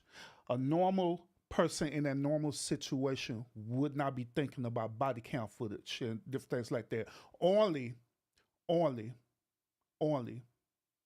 lawyers will be thinking about body cam footage. But the reason why I'm bringing that up is because after when we finish this series, I'm going to connect all the dots to this, and I'm going to show y'all her behavior. Him in, and we'll have somebody look at him, because in her words, she said he's definitely having a mental episode right now in the back seat. And I just shrugged, and I was just like, Mike, I just said, I just want to be done with him. I just want to be done. And so she was like, I understand. I totally get it. So his car is in my driveway. The keys and everything are, they took it with them because I guess since it was on him, they took it with them for processing at the jail. I think that's how that works, because I didn't see the wallet or the keys afterwards. So at this point, 4 officers leave. I go into the house. Everything's peaceful and calm. A few minutes later, I go outside to check the mail. What's in the mail but a letter from the court? I open it up. I go into the house because, again, it's hot. I had my wig on. My head is all sweaty and stuff. I'm just angry and just angry. That raised my blood pressure. So I go in the house. I sit on the steps inside the house, and I open up the mail from the judge, and it's my final divorce decree. And I'm smiling right now, But y'all, when I got that divorce decree sitting on the stairs, I broke down into ugly Oprah tears. I broke down. It was as if a year worth of weight came off of me. I broke down, and I mean, I wailed. I broke down. I broke down so I broke down so bad. Next part. All right, part 48. Who the fuck did I marry? So, after I finished breaking down, wiped my tears, and his car is still in the driveway. I couldn't park in the driveway. So I called the car company. I had called the car company once Gary before when he went missing for those 2 weeks to ask them if they maybe had a tracker on the car and could track it. And the nice gentleman informed me that the tracker had not been giving a signal off for about 5 months. So he wouldn't really give me details on the car, but obviously the car had not, the car payment was not being made on that car. It had not been made on that car for quite some time. So he and I split in June, but apparently the car payment wasn't made long before June. Can't speak to that, but he still had the car. So, called the car company. I told them, I understand that y'all are looking for this Ford Taurus. And the lady said, yes, or you can make a payment. I said, no, y'all can come get it. Here's the address. When do y'all want to get it? And she said, well, I can have a driver come get it tomorrow morning. I said, no problem. That car will be ready for you to get it tomorrow morning. And so the car was repossessed out of my driveway the next morning, Saturday. The driver was there about 7 o'clock in the morning. He had the master key for the car, cranked it up, drove it, put it on the tow truck, and left. Here's what that now means. When Legion left my house in June, he left with 2 bags of clothes. Everything else was in my house. At the end of July, or towards the end of July, everything that he had left in my house had been donated to the domestic violence shelter, which means that the only thing that Legion... Hold up. She said all the rest of his clothes was donated to the domestic violence shelter.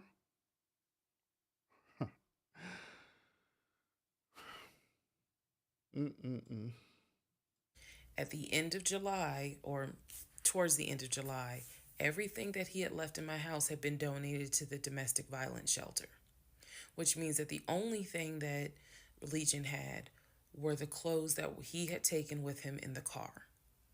When he got arrested in my driveway, all of his clothes were still in the car. And when the car got repossessed Saturday morning, all of the clothes were in there. Which means that when he went to jail, whenever he got out, he only got out with keys to a car he no longer had, a wallet with probably no money in it, and the clothes that were on his back. Everything else was gone.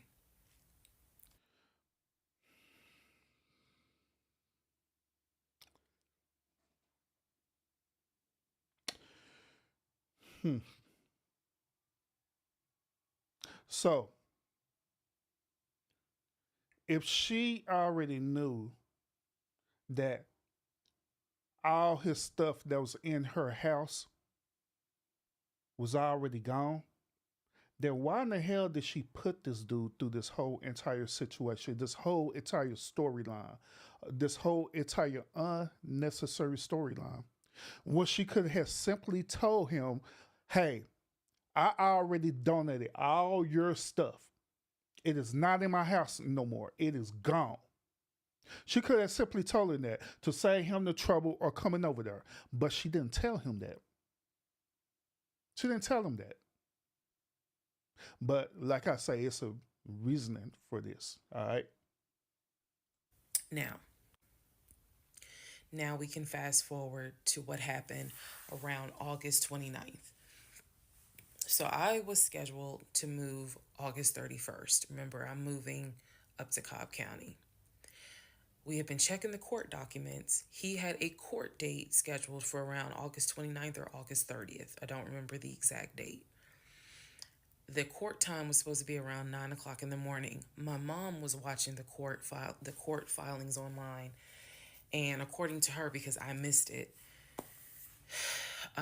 they showed him on the screen because this was still during Zoom. They showed him on the screen, and then he was ushered out of the court into like a back area, and an attorney spoke on his behalf. Between the time that he had been arrested and the time of the court date, I had never in my Oh yeah, absolutely, Jamila. Because you can go back on my channel because I have all the part. But today is the season finale. We're gonna do all the rest of the episodes. All right. life slept so good. Truthfully, never slept so good. I was officially divorced. I had no ties to him. There was nothing in the house of his there was nothing of his that was still in the house. I felt free. So, when the court date happened and my mom told me what she saw on the Zoom, I was confused. Is he getting out? Is he having to serve time? What's going on? I called the courts. I tried to speak to his attorney, and his attorney had a horrible attitude and was like, "Why are you calling me?" And I informed him, I said, "Look, I'm a bit afraid of this man. So can you please just tell me if he is being released, or is he going to be kept, or if he is going to be sentenced to a longer jail term?" He said no, he's not being kept in a longer jail term because the warrant had expired. So when the police arrested him, yes, it was a valid arrest, but the warrant had expired. So I believe the warrant had expired like 6 months earlier, but of course it wasn't put in the system. I'm gonna let it keep playing, y'all. Which means that if the court date is August 29th, he's going to be released August 29th or August 30th. I'm moving August 31st. So my mom was just like, "Please just spend the night at your aunt's house. Like, just spend the night at your aunt's house, then go back to the house during the day. The movers will be there, and then just move."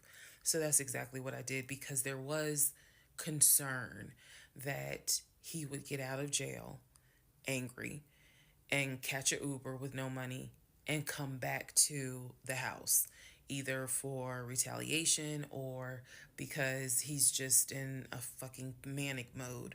And so that's where he went. I really didn't want to take any chances. It's just that simple. I did not. By the way, once again, she's trying to paint this story now that she's the victim, that she's the victim and he's the villain of the story. All right. And another thing too is that those of y'all who caught my my last stream on this, I revealed to y'all that Legion he's a sociopath. All right. He's not manic. He's not manic.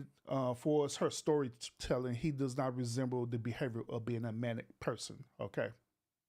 Want to take any chances. I knew that at that point, legally, the law's on my side. Y'all are divorced. You have no reason to be at this home. I knew that that's what the police would say. But I wasn't 100% sure because, truthfully speaking, I did not know this man.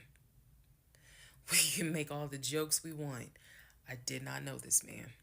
I thought I knew him, but you never really know a pathological liar.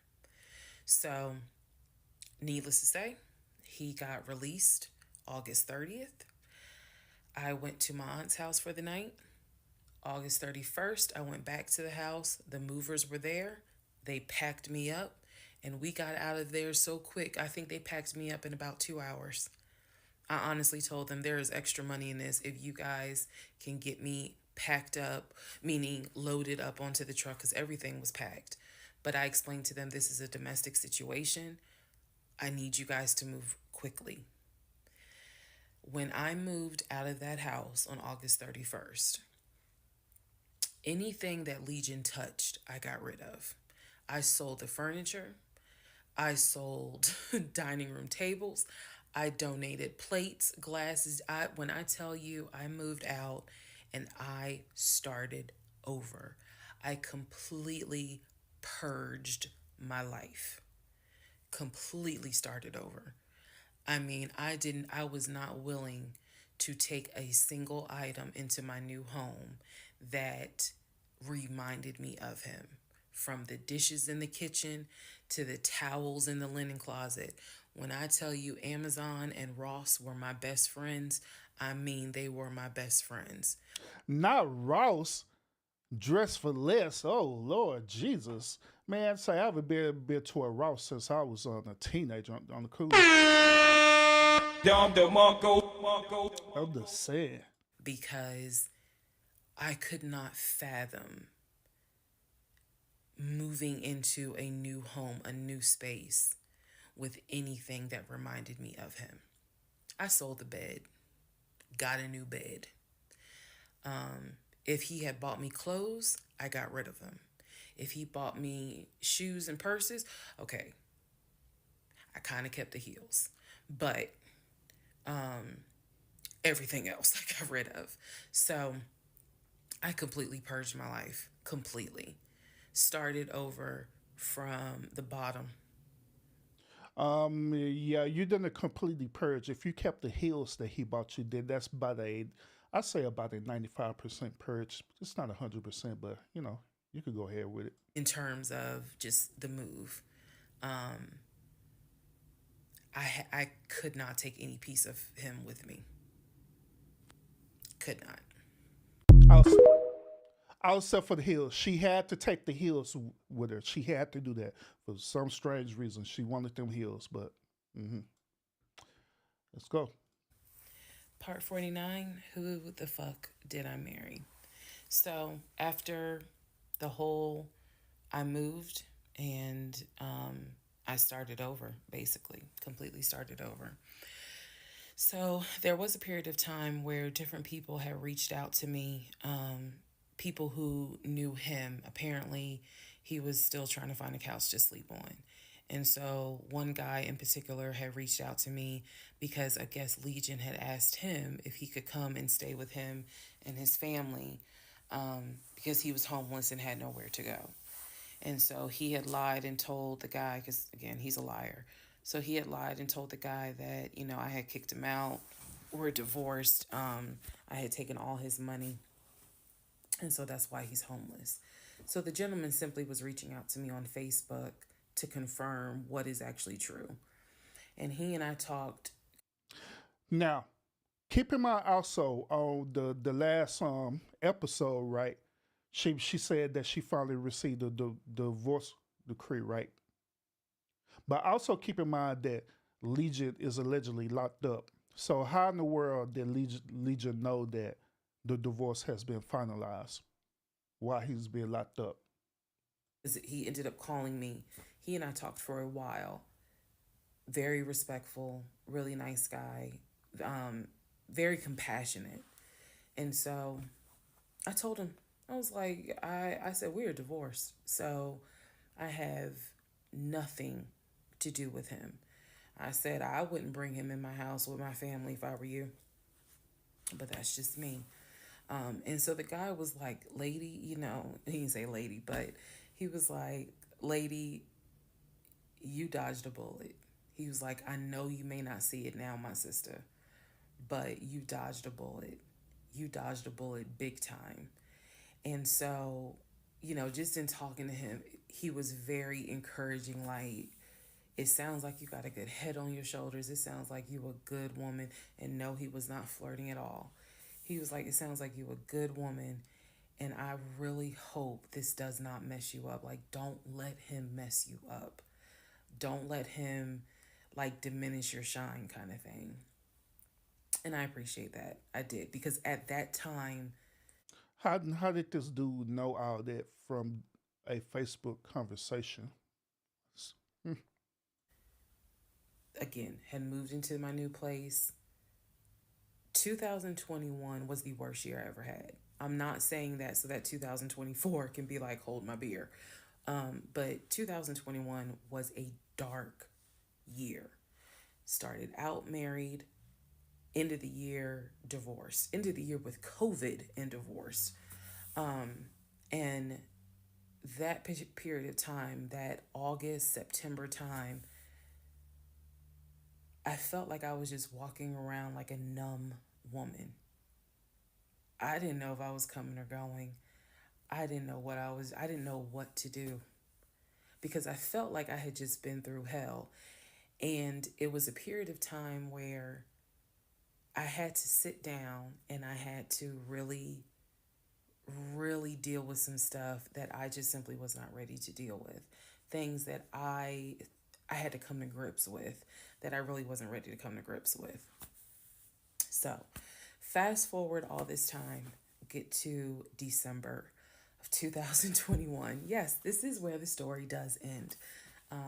Get to December of 2021. I am out sick with COVID. I'm not at work. I get a phone call from my coworker telling me that Legion has called our job looking for me and was trying to get information to on how to reach me. Yes, I had already changed my number. Again, I had already moved, but he knew where I worked. So apparently he had called trying to find me, and the person that answered the phone was like, we're not going to give you that information. So he said, well, can you ask her to give me a call? I'm just trying to get a hold of her so I can get my stuff. The stuff he's talking about are those tote bags from July. So he was calling. And it was a problem. He was trying to reach out to me on Facebook. He was trying. How does she know that the tote bag, that's what he was talking about, was a tote bag? Because originally he was trying to, when he said he was trying to get the stuff, he was talking about the stuff that was in the house. All right? That's what he was talking about. Which now it could include the tote bags because the tote bags was in his car. She had got his car towed. So reach out to family members on Facebook, trying to get me to call him so that he could make arrangements to come get his stuff. The devil is a lie. So my friend Tracy, who came to my rescue again, my friend Tracy was like, okay, here's what you're going to do. She said, you're going to send him a message and you are going to say these exact words. I sent him a text message, she said, and she told me, you're going to send a text message because it's going to be time stamped. And basically the text message says, I do not have your stuff. I did not have your stuff. I have nothing that belongs to you. If you continue to, you are disrupting the work of my job by calling and asking for me. We have no contact with each other. I will send you a copy of the divorce decree that shows whatever is in your possession you own and whatever is in my possession I own. If you contact me directly or indirectly ever again, I will get a restraining order on you. Notice what I said earlier about the restraining order? So y'all should be asking the question, well, why is she doing it now? The reason why she's doing it now is because allegedly her friend is giving her instructions to do that. Because had she known about that sooner, she wouldn't have had to go through this whole entire process. But let's continue. Now, for those of you who are watching this, and I'm still kind of curious to want to know, since she been in contact with this alleged friend Tracy, right, and family and attorneys and different people like that in the story, I'm very curious to why they didn't tell her that in the beginning, that she could have got a temporary restraining order. But let's continue. In 2024, and you're probably like, wow, she's dramatic. Please understand that what I just said, I meant. I mean that. If you ever try to contact me directly or indirectly, I will get a restraining order. I have it in writing. I've always had it in writing. And if I need to rewrite it again in 2024, I will, because the Hold up. She said she have it in writing and she always had it in writing. So hold up. So which one is it? Did you get a restraining order or not? Because according to what you're saying now, you're saying that this is something that just now being suggested to you. So how is it that you been having this? Okay, I'm confused on that. the boundaries still stand. And that, ladies and gentlemen, is the last time I had any contact whatsoever with my pathologically lying ex-husband. Now you would think that the story would be over. Actually, you'd think that the story would been over a long time ago. But it's not. We got one more. We are now at the final episode of this story. We have made it, y'all. The final episode of the story. So once again, appreciate everyone who been rocking with me and staying with me through this whole entire one storyline. Y'all be giving feedback on it. And I appreciate y'all being participating in the chat as well too. I appreciate everyone who's been catching the replay of this. I appreciate everyone who been sharing out the story as well too. So now we're at the final part. We're gonna see the ending of this, the epilogue of this whole entire story. We're gonna see what she's gonna talk about, and this is going to be the part of the stream where I'm gonna reveal you the actual truth about her behavior as well too. So without further ado, series finale of Who the F Did I Marry? Let's go ahead. Part 50. Oh Lord, and she got dramatic music behind this too. Lord Jesus, this woman figure eight give me copyrighted like ain't nothing. God damn it. Part 50. Who the fuck did I marry? So, the aftermath. There are some realizations I had to come to after the divorce and everything had passed. One, Legion never loved me. He never loved me. He doesn't love himself, so I know he didn't love me. Number two, he didn't even like me. He watched me get excited about things that he knew I was not going to get. And not even just the possession stuff. Like, of course, we know I was excited to be the woman whose husband is like, I'm taking my wife to London. I was excited to be the woman whose husband was like, yeah, I bought my wife a brand new BMW X5. You have to understand, as all the jokes that we make about the BMW, it was the time and effort that he spent in taking me to dealerships and being sure to put me in the car and test drive the car and, you know, oh, I can see you in this. I like this for you. It seems safe. It was the effort to really make me believe that he was going to get this just for him to fuck with me. The effort in taking me to all these homes to see my face light up as a woman who grew up on welfare, to be able to walk into these 4 and 5 bedroom homes knowing that he didn't have any money to buy it. Imagine if he had just been honest and said, hey, I like in my free time to go to open houses and just see how the other people live. Imagine if he had just said that versus wasting not only my time, but the wasting the time of the realtors who did nothing wrong. There's a level of cruelty to my ex-husband that I had never experienced before, and God knows I pray I never experience it again. That's the word that comes to mind when I think of him. He is cruel and it wasn't just me, he did it to the ex-wife. So, do I trust? No. I trust the people who were in my life before him. If we were friends or if we were in a relationship or whatever and I knew you before him, I trust you explicitly. But if you're somebody I just met, I don't trust you. I don't. There's no point in me getting on here and saying and making it seem like, oh, I'm so strong, I'm so brave. I struggle big time. Because on one hand, I want to like someone. On the other hand, I'm immediately thinking, what if it's a repeat? And I'm going to be honest with y'all, I can't go through that again. I can't.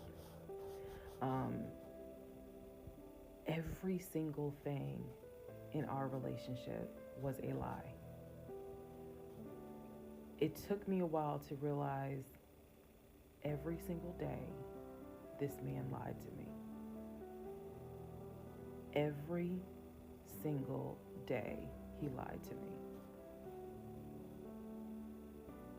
Every conversation he had was a lie. I will never know how much he lied to me. I'll never know. I've made my peace with it. I will never know how deep it really truly goes. I only know what I experienced, and I only know what God allowed me to see. But I'm willing to bet that there's a lot I still don't know. When people say, oh, you dodged a bullet, like you just, and I've read a lot of the comments on this, and people have sent me a lot of the comments. And so I need to make one thing very clear. I am fully aware I dodged a bullet. I am so grateful to my God that I did not have that man's child. I'm sorry if that offends some of you, but it's the truth. I'm grateful that we didn't Queen Gertrude, buy salute. a house and that I'm not financially tied to him in any way, shape, or form. But I am also grateful for the fact that there are things about my ex-husband that I discovered in terms of how he is when it comes to other women. And I'm grateful that God has kept me and protected me. That's all I'm gonna say. So when I started out making this series and I made the decision to tell my story, my motive was I just want to help one person. If there is a woman out there who's like, God, I want to be married and I met this guy and something don't seem right, but maybe it's not that bad. My advice is, honey, just go ahead and do your research, because I can honestly tell you, being single sucks, okay? In my opinion, sometimes it sucks, but being married to the wrong person is a type of hell no one should have to go through. You should not have to be married to someone that does not like you. You should not have to be married to someone that doesn't even love you. And I know what that is like. I know what it's like to be told, hey, babe, I love you. And yet, I swear I think that man sat back in the recliner with his WWE Championship Roman Reigns belt and laughed his ass off at me every day. Like, damn, she really believed it. Ha, ha, ha, ha, ha. I do. I really do think that. My radar was broken because I am an intelligent woman, and I know that I know better. And I still sometimes ask myself, how the...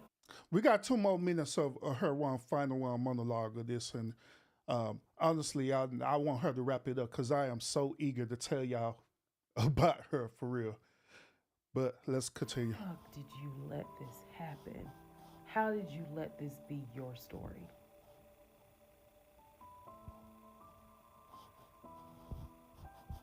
All because at the time I wanted it to be my turn, and I hoped it was my turn. And when people say, well, what do you mean by that? I just meant, we all see it, whether it's social media or real life. We all see where the woman she done been through some stuff, but she finally met someone who appreciates, loves, and respects her. And it is a beautiful thing. I had hoped that when I met him, it was my turn for that. And instead of being obedient, I wanted to be right and I wanted to do what I wanted to do. And the cost of that decision was heavy. The toll of reliving this whole scenario was heavy. It was. I'm almost surprised at how hard it was to actually finish this playlist. Not because I couldn't remember stuff. I probably remember way more details than what I actually put out. But it's just the fact that it's like I'm reminding myself, how did you let this happen? So, therapy is real. Therapy helps. Stella Rosa Black helps too. And yes, I will one day get to London. I will get my dark blue BMW X5 with a cognac interior. I believe I will get those things. Just got to get them a different route. So, thank you all for being on the playlist of Who the Fuck Did I Marry? I promise I will go live, and I will let you all know when I go live so that we can have a wine night full of question and answers. Thank you for watching. So, ladies and gentlemen, we have successfully finished the series, Who the Fuck Did I Marry? Now, first of all, I do want to say this right off the bat. Her storytelling of this situation is absolutely on point. Her storytelling is absolutely on point on this situation. I have to commend her from one content creator to another. She did a really good job telling the story, and she did a really good job of captivating the audience. She did. She really did. Commend her on that 100% from one content creator to another. But now I'm going to tell y'all my honest perspective about this whole entire situation. This is not going to take 60 videos for me to do it. Trust me, it's not. In the last couple of parts of the series, right, I explained to y'all the difference between a sociopath and a psychopath, right? Let me reiterate this to y'all again so you can understand where I'm coming from. Now, here's the difference between a psychopath and a sociopath. A psychopath lacks guilt or remorse or empathy. They're pretending to feel emotions, inability to form true emotional attachments. They tend to be successful. They're very dishonest. They have manipulative behavior. That's where narcissism fall into this category, and superficial charm. But a sociopath, on the other hand, is this lack of remorse. Lack of remorse, but guilt and empathy may be present. Some emotions are felt, like, rage, but it's very shallow and fleeting. When it says that, that means that it's there, the presence of rage is there, but in most cases, they're not going to pursue that at all, period. They're not going to pursue that, period. All right. Also, may form close attachments to one or few individuals. That's the reason why I was telling y'all about one of the biggest things of what sociopaths do is that they try to form a certain type of bond or community or family. All right? And I want y'all to keep in mind with that. Okay? Also, consistently irresponsibility and repeated violations of the law. Constant lying and deception. And I want y'all to pay attention to the word lying and deception, because it's going to make sense when I break this thing down. Finally, aggressive and reckless behavior. Why I'm telling y'all this, The reason why I'm telling y'all this is because I had established to y'all that Legion is in fact a sociopath. Without a shadow of doubt, he is. His behavior is unwanted. The behavior that he did to Risa, whatever her name is unwanted, toxic mental behavior. But I also want to let y'all know this is that throughout the whole process of their relationship from the beginning all the way up to they'll be married, all the way up to the divorce, I want to let y'all know that there was never a domestic violence situation that ever happened. Ever. Because if that was the case, she would have told you that. But they never had a domestic violence situation. They never had anything physically happen in this relationship. The reason why I'm telling y'all that is for a purpose, because that's how the way sociopaths are. Sociopaths is not going to try to engage in physical altercations because physical altercations is going to tarnish their image. The biggest thing about sociopaths is their image. They want to be recognized. They want to be worshipped. They want to be adored. Okay? That's what Legion was doing for her in this relationship. That's what Legion was doing in his prior relationships as well too, without a shadow of doubt. But however, this is one of them situations where I talk about on this channel all the time about karma. What ended up happening is that Legion karma had finally caught up with him. It had caught up with him with this woman here, Risa. I want to let y'all know that in this story, even though Legion was a villain in other people's story through his sociopathic behavior, which I agree with. But however, in this particular story, Legion is not the true villain. The true villain is her, Risa. She's the true villain in the story. Want to know why? The reason why is because throughout Risa's storytelling, she left a lot of breadcrumbs for us if you had listened to it attentively. One of the biggest breadcrumbs that she left for us was that she did not leave this dude. Another big breadcrumb that she left is that she still was emotionally attached to this dude. Risa resembles also a sociopathic behavior. She do. But her behavior is different. Her behavior is different for the simple fact that she wanted us as the viewer to accept her, to accept her storytelling. This is the reason why she decided to put it on social media.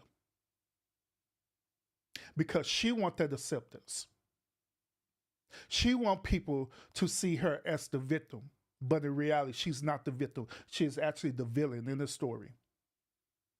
Because if that was true, if she felt that her life was on the line, she felt that this dude was going to do something to her through normal human behavior, especially with women. Through normal human behavior is that you're going to do whatever it takes to protect yourself. You're not going to wait to try to figure out things. You're going to act upon that situation right then and there. This is the reason why I brought up to y'all about the restraining orders. I told y'all that if a woman really was fearing for their life, they can't legally kick the dude out their house, but what they can do is file a temporary restraining order. She never did that. She never did that. The reason why she never did that is because she was still in love with this dude. Even right now, as she's telling the story, she's still in love with this dude. I want to introduce something to y'all to go with my argument, and it's going to solidify everything I'm telling y'all right now. There's another one disorder out there that I want y'all to be familiar with. It's not a popular disorder like, sociopath, psychopath, narcissism. It's not very popular, but it is out there. It's very evident. This disorder is this. Let me show y'all. This is the one actual disorder that Risa has. Ladies and gentlemen, I want to introduce to y'all about the obsessive love disorder. Obsessive love disorder. What is that, Urban? What the hell? What is an obsessive love disorder? Glad you asked. Obsessive love disorder is caused by a person who's fixated on loved ones as though they are an object or possession. The reason why I'm bringing up this disorder is because Risa was fixated with Legion. This is the reason why she couldn't let that dude go. This is the reason why when they first met each other, she became instantly fixated with him because she felt like this dude was going to offer something that she been wanting for the longest, which is for protection, which is to be secure. That's why I told y'all in the beginning of this about there's a difference between when men be in relationships and when women be in relationships. Women be in relationships for stability purposes. Men be in relationships because of companionship. Okay? When Legion had offered this to her right in the beginning, she instantly became obsessed over him. She instantly became obsessed over him. That's how I knew without a shadow of doubt that she had an obsessive love disorder, that she started proving that throughout the whole entire process of this series. That's the reason why she allowed Legion to continue with the behavior. Because she was fixated over him, because she had an obsessive love disorder over him. Because any woman with common sense, the moment when you start seeing signs of him being a sociopath, the moment you start seeing signs of him lying, right? That woman would have instantly did whatever it takes to exit out of that relationship before it had got serious. But she didn't do that. She did not do that at all. Because she's fixated over that dude. She had an obsessive love disorder over that dude.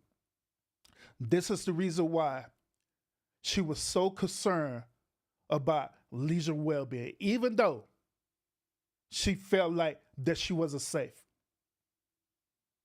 You could also say that part of this obsessive love disorder, you could also say that she had a little bit of Stockholm syndrome in her as well too. Stockholm syndrome is simply when the victim start liking the person who's the abuser. That's pretty much what Stockholm syndrome is. Where they start liking that person. This is the same way how it is on social media, on YouTube or any of these type of channels where the audience or the subscriber, they start developing like a form of Stockholm syndrome where they start liking the person who's a content creator, even though they have toxic sociopathic behavior. They start attaching themselves so much so where they thinking that they're part of a family. They start thinking that they're part of a community, that they are part of something that's bigger than themselves. Okay? So she had that Stockholm syndrome. She had obsessive love disorder, and she had some sociopathic behavior as well too. But I want to dive a little bit deeper into this. All right. So like obsessive love disorder, I want to share with y'all the difference between this obsessive love and versus real love, so y'all can understand where I'm coming from on this. All right. So look. The APA, right, the American Psychological Association, they define love as this. They define love as a complex emotion that involves strong feelings of tenderness or affection towards the other person. You also experience pleasurable sensations in the presence of another person and devotion to another person's well-being. All right. Then they give an example about the triangle theory of love, which I'm not going to go into deep into that, but y'all can research about that. All right. So let me scroll down about how the way this thing works. All right. So what's it at?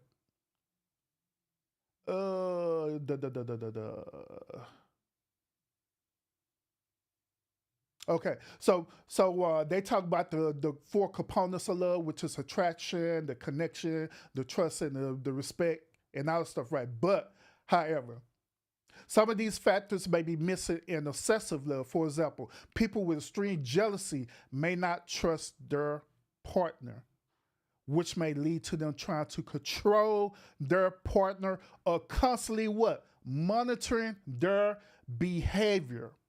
This is what Risa was doing the whole entire time. She already knew that she couldn't trust him, but she was so obsessive towards him that she needed to control the narrative of the story. That's what she was doing, y'all. Because if it was different, then just like I say, she would have had left a long time ago, just like an average woman would do. Now, ladies, y'all know good and well that whenever y'all be in a relationship, y'all deal with us men and we do something to y'all, right? And it literally hurts y'all to the core. Guess what y'all gonna do? Y'all gonna do whatever it takes to get rid of that man. Not only that, y'all going to react emotionally, meaning that y'all are going to do some straight messed up stuff to that dude. Y'all gonna be like Jasmine Sullivan, busting windows out of the car. Y'all gonna do everything possible to literally hurt that dude. And the reason why y'all do that is because y'all want that dude to feel how the way you're feeling. But in her situation, she didn't do that to that dude. She didn't. Even with the communication at the end part with the officer asked her, "Do you want to talk to him?" She said, "Yeah," for a reason. She said, "Yeah," because she wants to control the narrative. She wants to control the narrative to want to say that she's the victim. But in reality, she's not the victim at all, y'all. In reality, this woman is the villain of the story. That is my overall take of this whole entire series. Now, once again, I do commend to her that she did a great job of telling the story. She really did, but there was a lot of things that I picked up in that story that she wasn't being truthful about, that she was lying about, that she was being dishonest about, which in theory it make her become a sociopath, which in theory it make her have forms of Stockholm syndrome, and in theory it make her have a obsessive love disorder. Now I'm glad that she said at the very end of the story that she is seeking therapy. I'm pretty sure that her therapist is going to tell her that she has an obsessive love disorder. And I'm pretty sure that her therapist is going to coach her into getting out of that. So in the future, she won't be the villain. In the future, she won't do the same exact behavior to another dude. So that is my intake on this whole entire story. Now, I know at the end of the day, a lot of women, especially modern day women, they'll look at this story and they'll say that, yeah, Legion is the overall villain of the story. Behavior-wise, I understand that because he was a sociopath for real. But however, the overall premises of this time, when you bring it all together, when you analyze it for what it is, she's the real villain. That's what it is. And like I said, that's my perspective on this overall series. So, what do y'all think about that? What do y'all think about my perspective on this song? Do y'all agree with it? Do you disagree with it? And I also want y'all to do this as well too. Go back and research about obsessive love disorder. Go research that because it's pretty interesting. Because like I said, I didn't go into extreme detail about it, but I wanted to introduce that to y'all. Okay, so go research some more about that, and I guarantee when you research that and you compare and contrast that to Risa, and I guarantee that you'll come to that same conclusion that that's where she's at. I guarantee that. But other than that, y'all, once again, thank y'all so much for hanging with me in this particular series. Thank y'all so much for the feedback behind it. Thank y'all for always coming in and showing up and show out as well too with this. You know what I'm saying? I always appreciate my moderators in the building. I appreciate them a whole lot. And I appreciate y'all as the subscriber as well too. You know what I'm saying? So I appreciate that. Now, Scorpio said, Chris T, I think Urban covered it very well. Shoot, heck yeah, I did. I did a great job. Y'all wilding. Krieg, she said this. Yes, I agree with you 100%. Play both a part in their toxic relationship. Yeah, they did. They both play a part in that relationship, that toxic relationship. And also, I want to re-emphasize that their relationship was only mentally toxic, okay? It was only mentally toxic. It wasn't physically toxic where it came to be, a domestic violence situation, all right? So, yeah. Appreciate it. So once again, thank y'all so much for tuning in to the stream. Make sure that y'all always have your notifications set when I go live. And also, y'all, I have another one TikTok story that I'm going to share with y'all. Okay? So we're going to go through this whole bull crap all over again, all right? Since y'all like this particular content, I got another story for y'all, another series for y'all on TikTok, all right? That's kind of similar to Risa's story, all right? So we're gonna start that series on Monday, okay? So make sure you have your notifications set for that, and we're gonna review, we're gonna analyze it, and we're gonna give our perspective about it, okay? So thank y'all so much for tuning in, and y'all have a great Saturday. Make sure you be safe out there in the streets and also in the YouTube streets, and peace out.